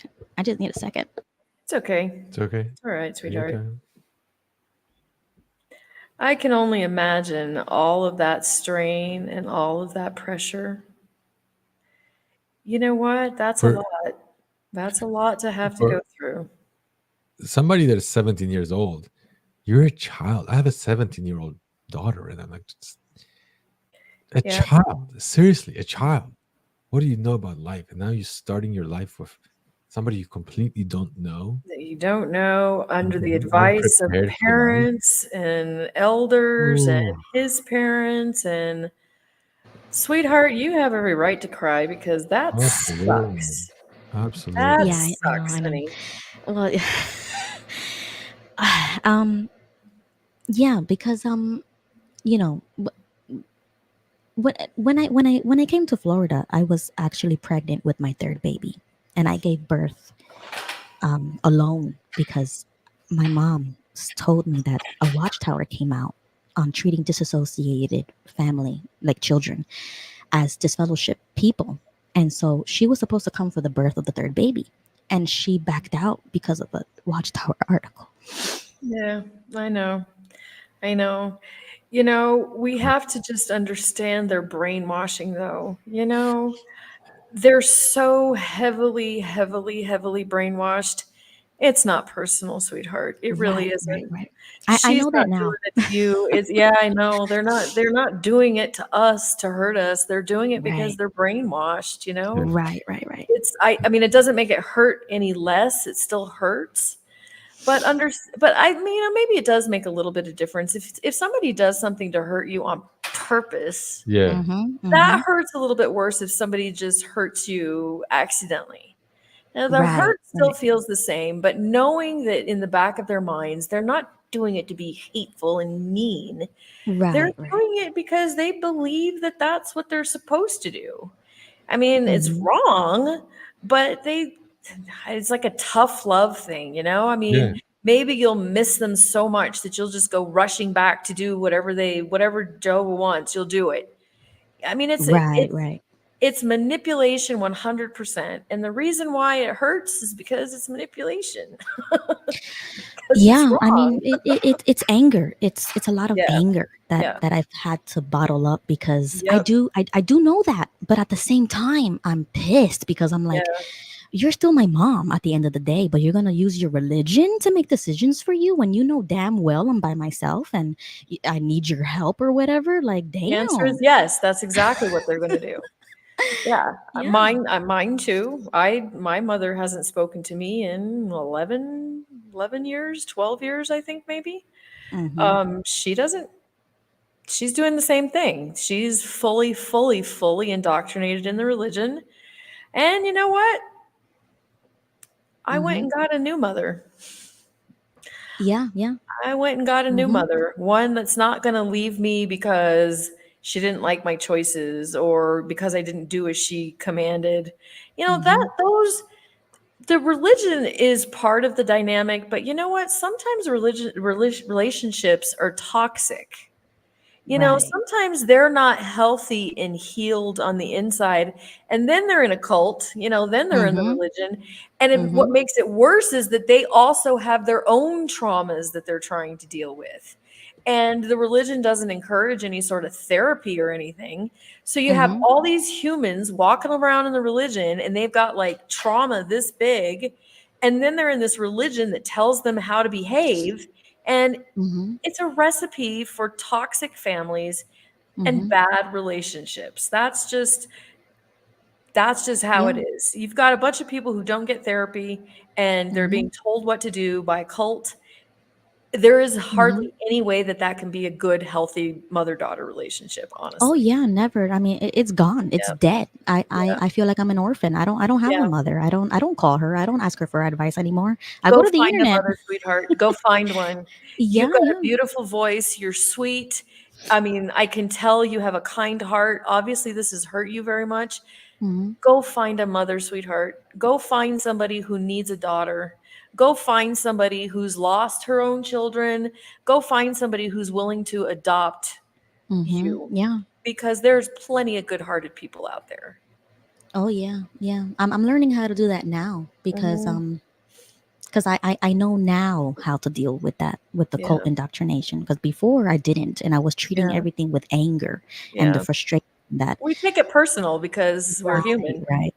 Exactly. And that's why I do what I do. I started my YouTube channel. I talk on these things because only other women are going to understand what I went through. And if I share my story, then Yeah, other people can learn from this story or from that yeah, story, yeah, from anything, because I I I I showcase this. Like, yeah, this is how they treat people, because this is how they treated me. And if they yeah, could do it to me, they're gonna do it to you, because they didn't care how old I was. They yeah. didn't care. They threw me. They dragged me like a rag doll, and they didn't care if I had a baby, or they didn't Well, and they care if don't I care was about the being babies 17. either. Yeah, it's You crazy. know, It's they really throw the crazy. baby out along with the mom. And Those yeah, she did that. She did that because she told me, if you want to kill yourself, in Armageddon, if you want to die, I'm not gonna let your children die. And she was trying to indoctrinate my children, and then that Yeah, was an argument. And so I once again, I would break up, make up, break up, make up, because I was like ping ponging everywhere. And then I just made the decision to just stop and just stay married, leave, move away, because I had to leave her to work on my marriage. I had to yeah, leave the family, the religion, like everything, so that yeah. I can focus on the present and what's happening now, because these babies are only getting older. They're not getting younger, and I'm not getting younger. And I'm yeah, gonna look like a freak out here if I'm running down the street in clubs or whatever, and I have three babies at home that need me. You know what I mean? Like, I don't want yeah, to be that type. And so I was going down that road, and I saw myself like I didn't have self-respect. I didn't have respect for other people. I was treating myself horribly, and other people, like always yeah, blowing up, always getting angry, always doing things that I would regret later. And then I started hating my husband because I was so resentful. Like, you woke me up from this cult. I didn't have a problem, but you woke me up, and you didn't replace it with anything, because he didn't want to celebrate holidays. He didn't want to do this. He didn't want to do that. He just thought, like, oh, just figure it out. Like, oh, just do whatever you want. And I'm like, no, I don't want to do whatever I want. Like, I still feel Christian. I still feel like this is wrong, or this is yeah, right, or yeah, like some direction. And I didn't have no direction. And then I started like this really resentment towards him. And then I had a mental health break. I lost my mind literally, and I wanted to end it all. And I had to call my father, because my father is disassociated, but he also used to be a witness. And so he was never really in my life like that. But since we were in Florida, I had to call him, and I had to tell him that I can't do it anymore. okay, sweetheart. It's okay, honey. We're your family now. Yeah, I know. I know. This is the only reason why I'm here. Is because this is the only community that's going to understand me. Yeah. But but anyway, yeah, I had to call my father, and our relationship has gotten better now Yeah. that I'm out, you know, because Of I treated him so course. horribly when I was a witness. Like, oh, I can't talk to you, you know, you're bad association, Yeah. you're a cop, you know, you kill people for a living, you know, like I treated him so horribly, and Well, I but you know regret what? that.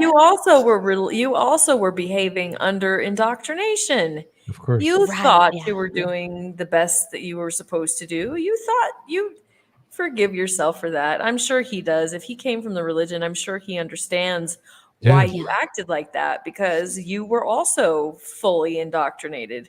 Sometimes we have to forgive ourselves. I think Mhm. sometimes Mhm. we're really hard on ourselves because of how we behaved or decisions that we made. But we really have to be soft with ourselves. We came from a very challenging background with very strict beliefs. We didn't Mhm. make the right decisions. Maybe we made poor Mhm. choices, but we made the best choice out of really crappy choices that we were given. So, how could you have made a better choice? Yeah. You couldn't have. You No. couldn't have. You did the best that you Yeah. could. And You at the did the Yeah. same best that time, you it's easier to forgive them when you think that they're doing the best what they think is the best. Like your Mhm. could. Yeah. mother, in her heart, she thinks that shunning you is the best thing that she can do because Armageddon Mhm. is just around the corner. If she doesn't treat you the way she Yeah. does, you're gonna die at Armageddon. So she's trying to save you by executing Yeah. Jehovah's punishment and Jehovah, whoever he Right. loves, Right. he Right. punishes and trying to correct. So she is the Mhm. hand of God trying to correct you Hmm. so you will survive Armageddon and live in the paradise on earth. And Mhm. when you see that intent in the cruelty of shunning, it's Mhm. easier to forgive them because we did this too. When we were Jehovah's Witnesses, we believed Yeah. that was the right thing to do. I shunned people who were who were disfellowshipped. I didn't talk to Mhm. them. If they told me, "Oh, you're talking to this fellowship person," I'd be like, "Okay, then we're done." Right? So we believe this. We know how they think. We can understand them. Yeah. They will Mhm. not understand us, and you can expect Right. them to understand us. Uh, Right. Yeah. but That we that was can, that that was yeah. yeah, we can understand them because we were in there. And the Right. beauty Right. about this experience that you're going through, although it's super Mhm. painful, Mhm. is the type of mother you will become to your children.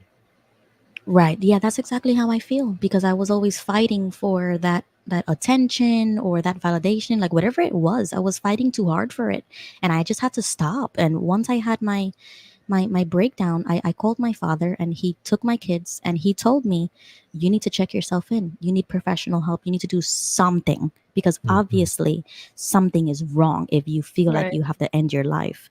So I checked myself in. I Hmm. voluntarily gave myself up, and I said, like, completely my whole situation. I told the doctor, I said, listen, this is what I'm going through. I don't know if you're going to understand it, but this is what my mother's doing to me. This is what I came from. This is like a cult. I'm being shunned. Like, it's a different mental health issue than just Yeah. regular mental health, in my opinion. Yeah. Yeah. So, and I didn't think that anybody was going to understand me, but as I just kept talking, kept talking, kept talking. And then I was talking to other people that were at the hospital. And that's when I realized, like, oh my God, like, so why are you here? Why do you want to end your life? And, it just came Mhm. organically, the conversations. And then once I started hearing how many other people have more problems than me, worse problems than me, worse upbringings than me, I was like, damn. And I want to end my life? What was I thinking? Yeah. And that's what got me out of that. But for 3 days, I was locked up, so I I couldn't do anything. I had to wait till they discharged me. But I told the doctor, I told him, I don't feel like I have a mental health issue. I just feel like I had a break. I couldn't take it anymore because Yeah. of the Yeah. shunning. But I don't think you need to label me as anything or give me a pill or anything. But you're forced to follow whatever they say. So he told me, okay, I understand, but I do think that you have bipolar depression. And I Mm. was like, you know what? All right, fine. I agree with you. I agree. Like, whatever. Just let me get out of here, please. Because I felt like I came back to my senses. You know what I mean? Like I regained my sanity, and I said, you know what? I'm gonna do better. I had 3 days to to think about what I want to do with my life You with know what? no That makes you crazy. Mhm, Going through what we went through, the shunning, losing your family, mhm, all of that makes mhm. you feel crazy. Right, Traumatic. it It is does. traumatic. It's It was for very me. traumatic. That's why we It talk is about very religious trauma traumatic. syndrome. It's a real thing. Yeah. A lot of doctors don't understand it. Now it's being more and more common because a lot of people are Mhm, waking up from different cults and religions, mhm, and Jehovah's Witnesses are not the only ones. And there's tons of cults out there, and people are mhm, experiencing this trauma right, left, and center. And now it's becoming more and more known. But for a very long time, it wasn't. So the mhm, experience that you had, as much as mhm, it was really painful, you will be mhm. able to help enormous amount of people. Just the fact Yeah, that I know you will never shun your children. That I'm never. Yeah. Yeah. certain. Mhm, But think yeah. about it. What you have done is that you put a stop into this Mhm, generation over generation Yeah. indoctrination.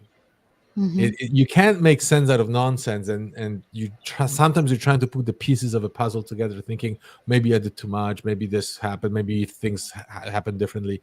You just got to stop all that insanity, and you take comfort in the fact that you stopped this, mhm, you took the hit, but it will not happen in your your mhm, children's lives mhm, and your children's of your children, and so on and on.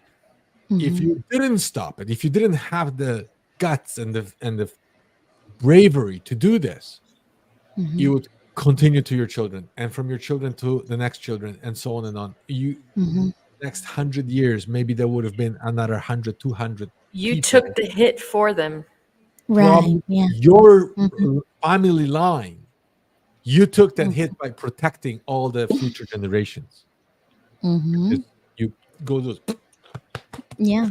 I totally agree with on that. your And, children. and it was the hardest thing ever. It was the hardest thing ever. But I surrendered. I surrendered to the professionals and just to the world, just to the universe. Like I surrendered everything. I said, you know what? I'm not gonna think about nothing. I'm just gonna focus on surviving, living, eating, waking up the next day, like basic Yeah. surviving. Just be a human. I'm not gonna worry about these things anymore because it was killing me, and I can't do everything by myself at least. So I I I figured out the meaning of life in that hospital. Mm, I figured out my purpose in that hospital. Like I came out of there a brand new person. Like I was completely changed.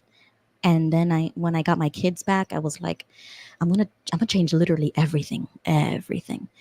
And then that's when I focused on everything. I focused on my relationship. I focused on my children. I focused on their school. I focused on like everything that didn't have to do with religion. I was there. I was Yeah. present. I was there. I was available. I was doing everything in my power to not ever go back to that place ever again because I know how dark it was and how scary it was to go through all of that and to also realize that I'm just one person. Like my problems are nothing compared to other people.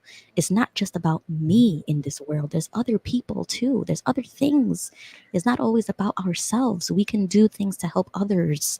And if we stop thinking about ourselves so much, then we could probably do something else that will take our mind off of all of this anxiety Yeah. and Yeah. depression and everything. And we focus on somebody else. We are happy because we're helping other people.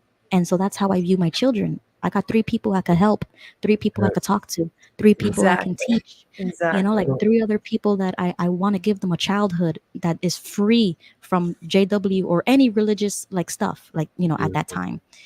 And then just focus on them, not me.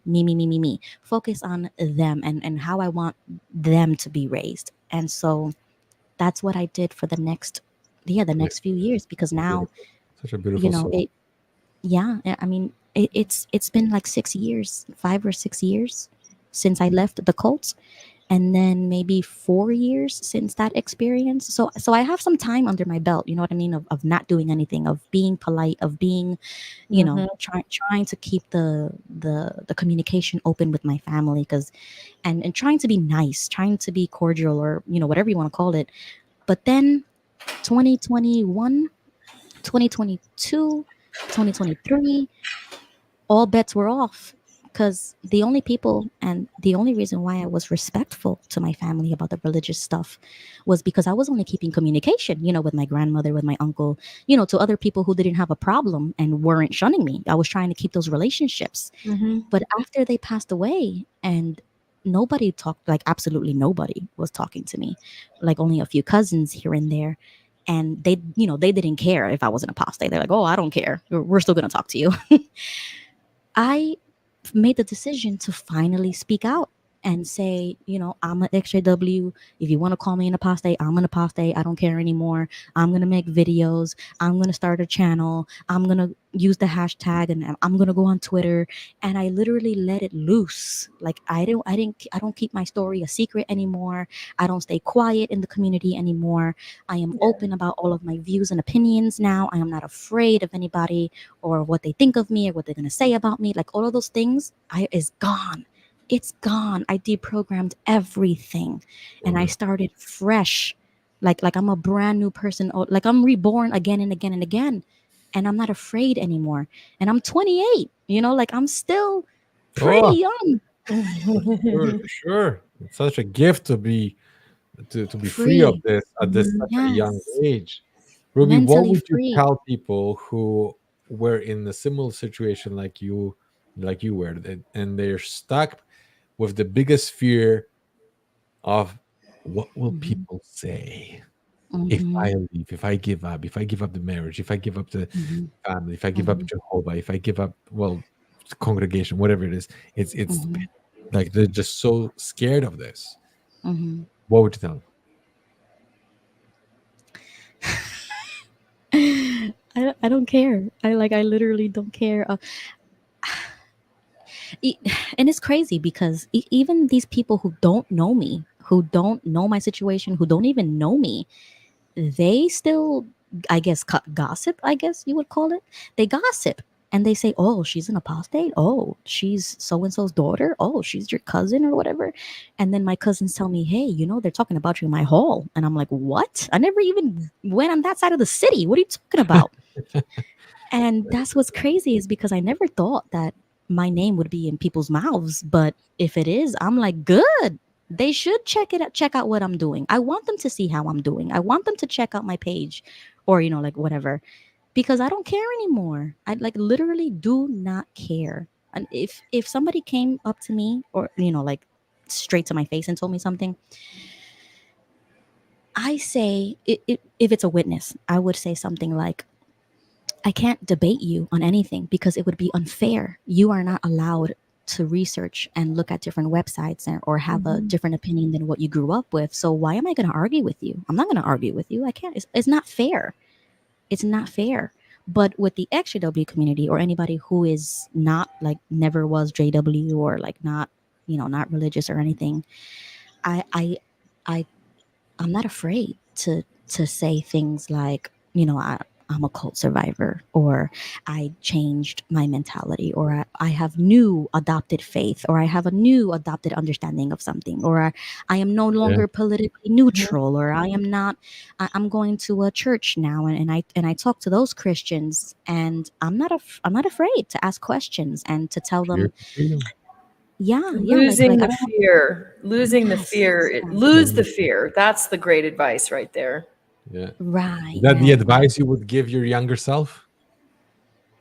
Oh yeah, yeah. Like don't, like do what your gut tells you, because during all of those years, I knew in the back of my head. Yeah. I knew, but I couldn't do anything because I was under everybody else's JW spell of this social Mhm. status of Yeah, upkeeping this face and making a reputation that really didn't exist because it wasn't in my heart. I didn't want to go to the meetings. I Yeah. didn't want to hang out with these people. I don't even know them.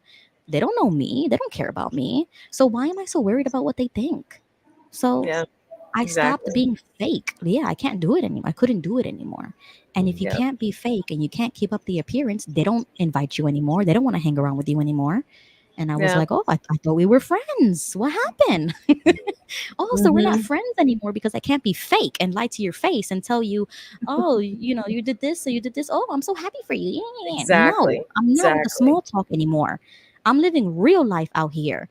Like we Yes. have real jobs, real kids, real family life to deal with. We're not in this utopia of everything is perfect and happy and Yeah. I'm so Yeah. happy, best life ever. No, it's not. And you gotta wake up. Yeah. Best life ever. Oh my gosh. Yeah. I mean that's why I'm so like I'm so hard sometimes. Like I'm so like I don't know, like I try not to be disrespectful or anything, but like I'm not gonna sit here and say that the, what I went through or whatever was a good thing, or if this was a bad thing or not. Like I'm not blaming people anymore. I'm not blaming myself. I'm Good not for you. blaming them. I'm not really blaming Mhm. the organization as much as I used to, because I'm like, what am I going to gain from that? I can't go Yeah. to Watchtower and talk to the body to the governing body and tell them that they ruined my life. I can't Yeah. tell them what I went through. They don't care. So why am I going to continue, you know, directing all of this anger and frustration to an organization that doesn't care about you, and they have millions of dollars to not care? Well, They got the money to not care. that's a great point. Sometimes I don't know if you ever remember hearing about somebody being stumbled and they sit in the middle of the road and they just sit there all stumbled, and how silly that was. That was an illustration that I used to hear in a congregation that I was in. I don't know if that was like a whole religion thing or not. But you know what? The Mhm, same can kind of be applied for us. We're on the outside, and we mhm, can't just, you don't really live when you sit in the anger zone of, mhm, you did this to me, you did mhm. this, you No, did this. they're still Because you know what? controlling it. Yeah, the Right. religion, the governing body doesn't care. No. Mhm. The Absolutely. people who, the congregation that you came from, I mean, come on, let's drop the ego. How much time are they actually spending thinking about us? Zero. Mhm, exactly. 5 minutes, Zero. maybe now, maybe. I mean, so here, there are some people that have come out of the religion and they just sit there all the time being like, why, vengeance, vengeance, vengeance. Dude, those people aren't thinking about you at all. No. Live your life. Let go of the fear, let go of the anger. And you know what? Mhm, Grab life and ride it. mhm. Have Yeah. fun, because that's Mhm, what they took away from us before. So if you mhm. let them take away the new life too, then they win. That's right. Oh, that's beautiful. Yeah. Yeah. Beautiful. Because Beautiful.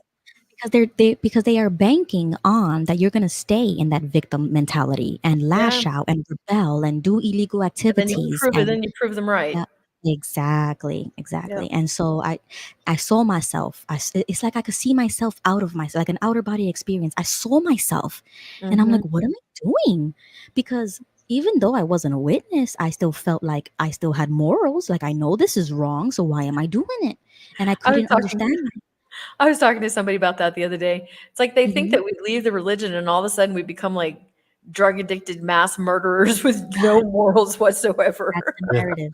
Yes. And I'm like, no, I still feel like certain things are wrong, or like sin is a sin, or certain things like Right. that. And I'm like, hold up a second, why am I doing this? I couldn't understand my own actions. Like why am I physically doing these things? Hmm. Hmm. And I had to do like reverse psychology on myself. Like I literally had Yeah. to have conversations with myself and say, why am I doing this? You know that stealing is bad. Why are you stealing? You know that sleeping around is bad. Why are you doing that? Like you don't understand why you do certain things, but then Hmm. I understood. I understood and I said, Yeah. "Oh, this is what they want me to do, and they want you to become, like a godless person who, Yeah. does, like you said, does drugs and Yeah. sleeps around the town, and does all of these illegal stuff." And I'm like, "Nah, chill. I don't want to live like that. No, I'm Yeah. good. I Yep. got three Yep. kids. I am good. I am gonna try my best to turn this around and Hmm. look at myself as a survivor, not a victim." Yep. Even Victim. though Victim. my life was ruined and I thought I was doing everything the right way, I am not their victim. I take responsibility. I take Yeah. accountability. Yes, I did get married. I decided to sign those papers. I decided to leave. I decided to have this baby. I decided to do this. Yes, those were my decisions. I take full responsibility for that. But Beautiful. at the same time, I identify that I was coerced, I was indoctrinated, I was in the thought that I was doing this right. But Yeah. I now know that it was wrong. It was wrong. But I'm not gonna kill myself over that. I'm not No. Yeah. gonna blame myself over that. You can't, because you were indoctrinated. You can't blame yourself for that, Mhm. and that's Mhm. it. That's all you can do. But that's it. Like, you're not going to be kicking and screaming anymore. That's it. You have Yeah. to get over it and move on. And what can I do now? How can I help the community? How can I help other people leaving the cult, waking up to the same fact that I woke up to? How can I help other teen moms that also had babies and also Yeah. got married at a young age because we thought that was the right thing to do? We didn't have a Mhm. choice. Abortion was not a choice for us, Yeah. Yeah. because under Jehovah's Witnesses, I couldn't get an abortion. Are you crazy? That's murder. But later after that, I was pro-choice. Then I was pro-life. Then you're like, you have different stages. But at the time, I felt like, oh my God, I have to have this baby. I cannot abort it. You know what I mean? Like, Yeah. you don't have a choice. So you cannot kill yourself over the opinions you used to have, or the standpoints that you used to have. So what can I do now? Yeah. And I said to Exactly. myself, I am going to start talking about what happened to me. I'm going to start letting other people know that it's okay to come out of that. And with all those decisions that I've made, that I've regretted, that I knew it was wrong and I still did it, but then I surrendered and I gave myself up and I talked to a professional, and then I moved on from that. And then Yeah. now I'm here. Like, you go through different stages, and it may look like a short period of time, because that's how I felt. Like, damn, all of this stuff happened and it was not even 2 years or 3 years. Like, Yeah. everything happened in such a short amount of time. And I'm already 28 years old. And then you wake up and you're like, oh, damn, I'm almost 30. What? I'm not supposed to live this long. I'm supposed to be in paradise already. What am I doing here? Like, I have intrusive thoughts. But then I'm like, you know what? Let me just focus on what I'm doing now. Once again, you got to recenter yourself in the Mhm. present. And how can I help the community now? And so that's what I'm focused on. I do my channel. I join other channels like this when they have a topic that I feel that like I can contribute, because I know that other people are going to listen to this, or to you guys, or like whoever, like whatever outlet is there. I Yeah. join it because I'm like, look, I am just another person on the like another statistic, or like another number, but I'm a person, and I went through it and I got through it, and I can help other people to get through that because I went through it. So we Yes. have to be the Yeah. ones advocating for that at the end of the tunnel. Yes, you can survive that. Yes, you can lose your mind, but then you can get it back. Yeah. You can move Yeah. on. 100%. 100%. And we had Anna with us just before you, and she said that when she was out, she felt like she was the only one XJW out there. And yet Mm-hmm. there were so many of us. There's literally millions of ex Jehovah's Witnesses. And sharing the story is so empowering, because the moment Mm-hmm. you start seeing how your story Mm-hmm. has a positive impact on somebody else, it's the moment you realize you actually didn't waste the time in Mm-hmm. that religion. Because most people say, I just wasted so much time over there. No, if that story empowers you and empowers others, and now it serves greater Mm-hmm. purpose, then it was not wasted. You are Mm-hmm. saving lives. You saved Yeah. already lives of your kids, and you're gonna save many more lives, who people who listen to you and they're saying, you know what, maybe there's something wrong with their religion, and they wake up. That's one. Mm-hmm. And second, when they see how you progressed from the despair of almost killing yourself to a person who is healthy and happy and successful, then they're like, oh, there is hope, there is a chance I Yeah. can have a life like her, even though I'm going Mm-hmm. through Exactly. the same hell Exactly. that you went through. You went through Right. hell, but guess what, Mm-hmm. you kept on walking.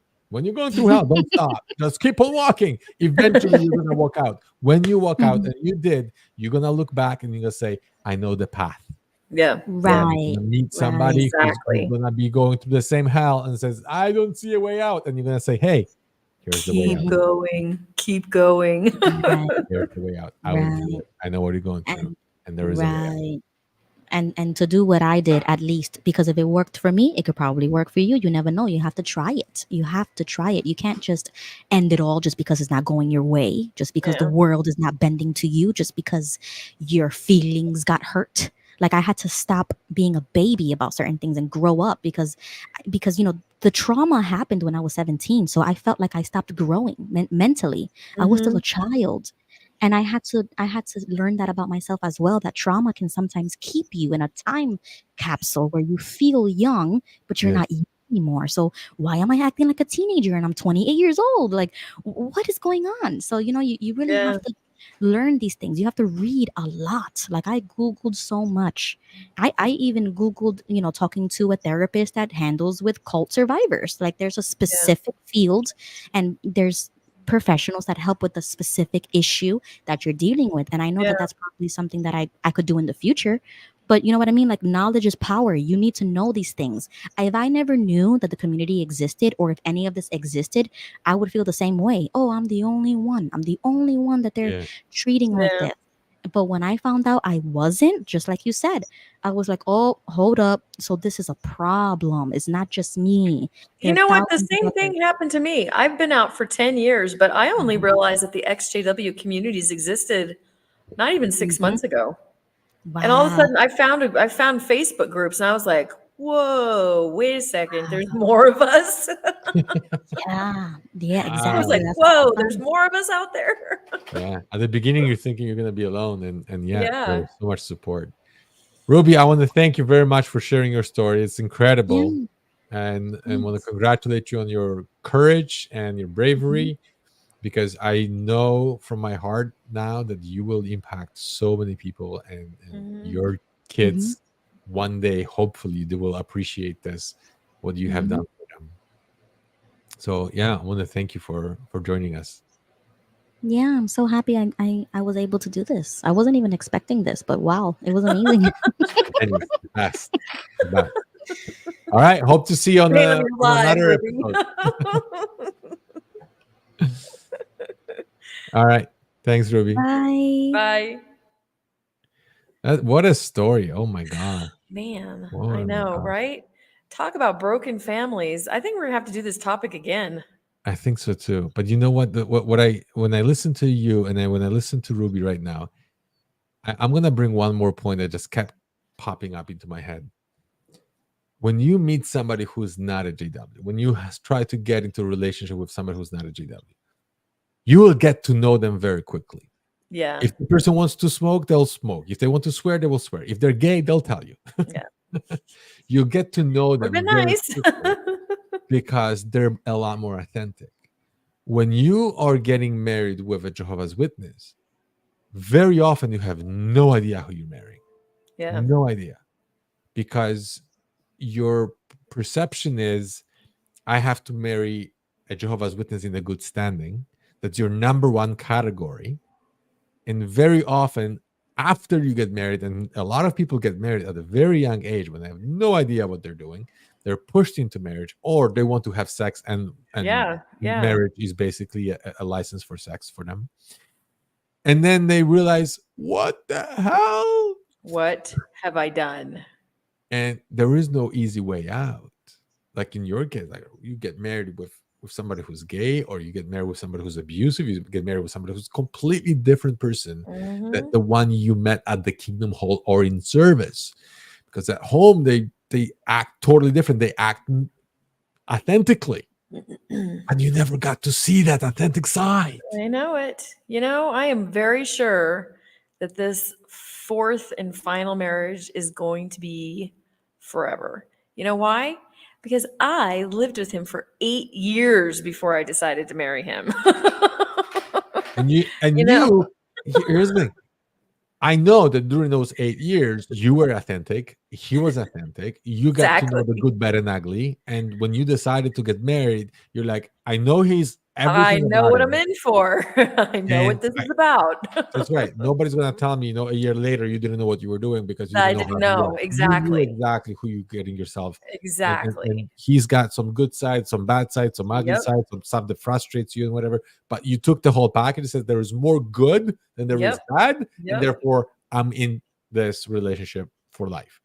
Yep. While Jehovah's Witnesses, unfortunately, they only see very often only the side of religion, because you're supposed to marry this, pioneer or ministerial servant with a four-door sedan and a window washer, and Yep. and that's like, Yep. okay, oh, that guy is perfect, right?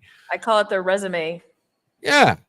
And then you have no idea how he's gonna be as a father, as a Yeah. provider, as a husband at home, as a lover. You have no idea. Yeah. And yet, Yeah. those are the key things about marriage. And then when you Exactly. get married, and you're like, what happened? Man, there was one guy in our hall. I felt so bad for him because he got married when he was very young, and his wife basically from one day to the next, after a few months, got up and left. And just like, okay, I'm leaving, going back to her hometown, which is like really far away, and cut him off. And he's Mhm. like 23. He was working for me at that time.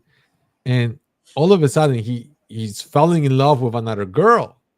And there's nothing he can do. He's like, Yeah. legally, I'm still married to a girl that lives somewhere I Who don't knows know. where? I can't even contact her. Even if she's cheating on me, I would never know. And I'm stuck. Yeah.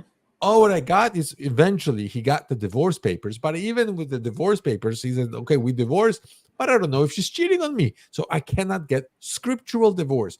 And this young guy couldn't get married for the longest time. And he's waiting and waiting. It took years. And then the elders one day came to him and says, you can get married now. And then he started dating, and he actually married that girl that he wanted to. But it's amazing how a grown-up person has to wait for somebody else to tell them, oh, you can or cannot get married. You cannot decide for your own life. It's Yeah. crazy. And I felt for him because it was like, oh my God, I saw his struggle. He felt bad for even falling in love with the other girl. You know what I always think is exceptionally traumatizing too is you made a lifelong commitment that you can never get out of with not enough information to make that decision. Yeah. It's like you have to, buy a house sight unseen. I mean, nobody does that. Nobody does that. The amount of information that I had about the people that I married before I married them was like 2%. 2%. Mm-hmm. And then you're stuck. So you have this mentality where you have to make it work no matter what. You can't get it's just we should do a whole episode on that because that's a super messed up mentality. It's messed up. I guess that makes us not quitters. I mean, we're gonna make it work no matter what. Yeah. But now that we're on the outside and we're doing our reprogramming, that might be one of the things that we need to reprogram.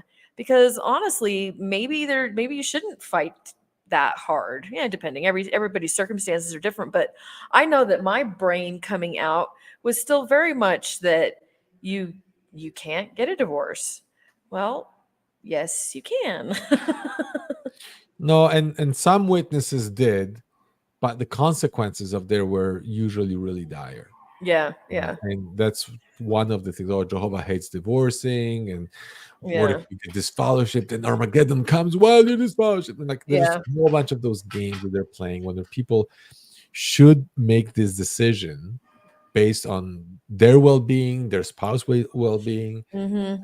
mental health, what's the best for them, for the kids. Yep, They should make that decision not based on what the congregation will say about them. exactly, And that's exactly. unfortunately most of the time that's how they make the decision. Yep, yep.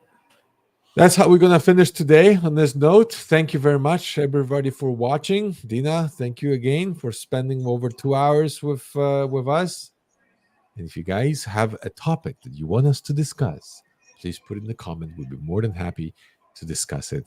And we'll see you on the next one. You have 5 seconds to put it in the comments right now.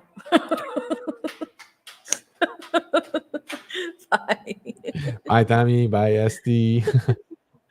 Bye, guys. Take care.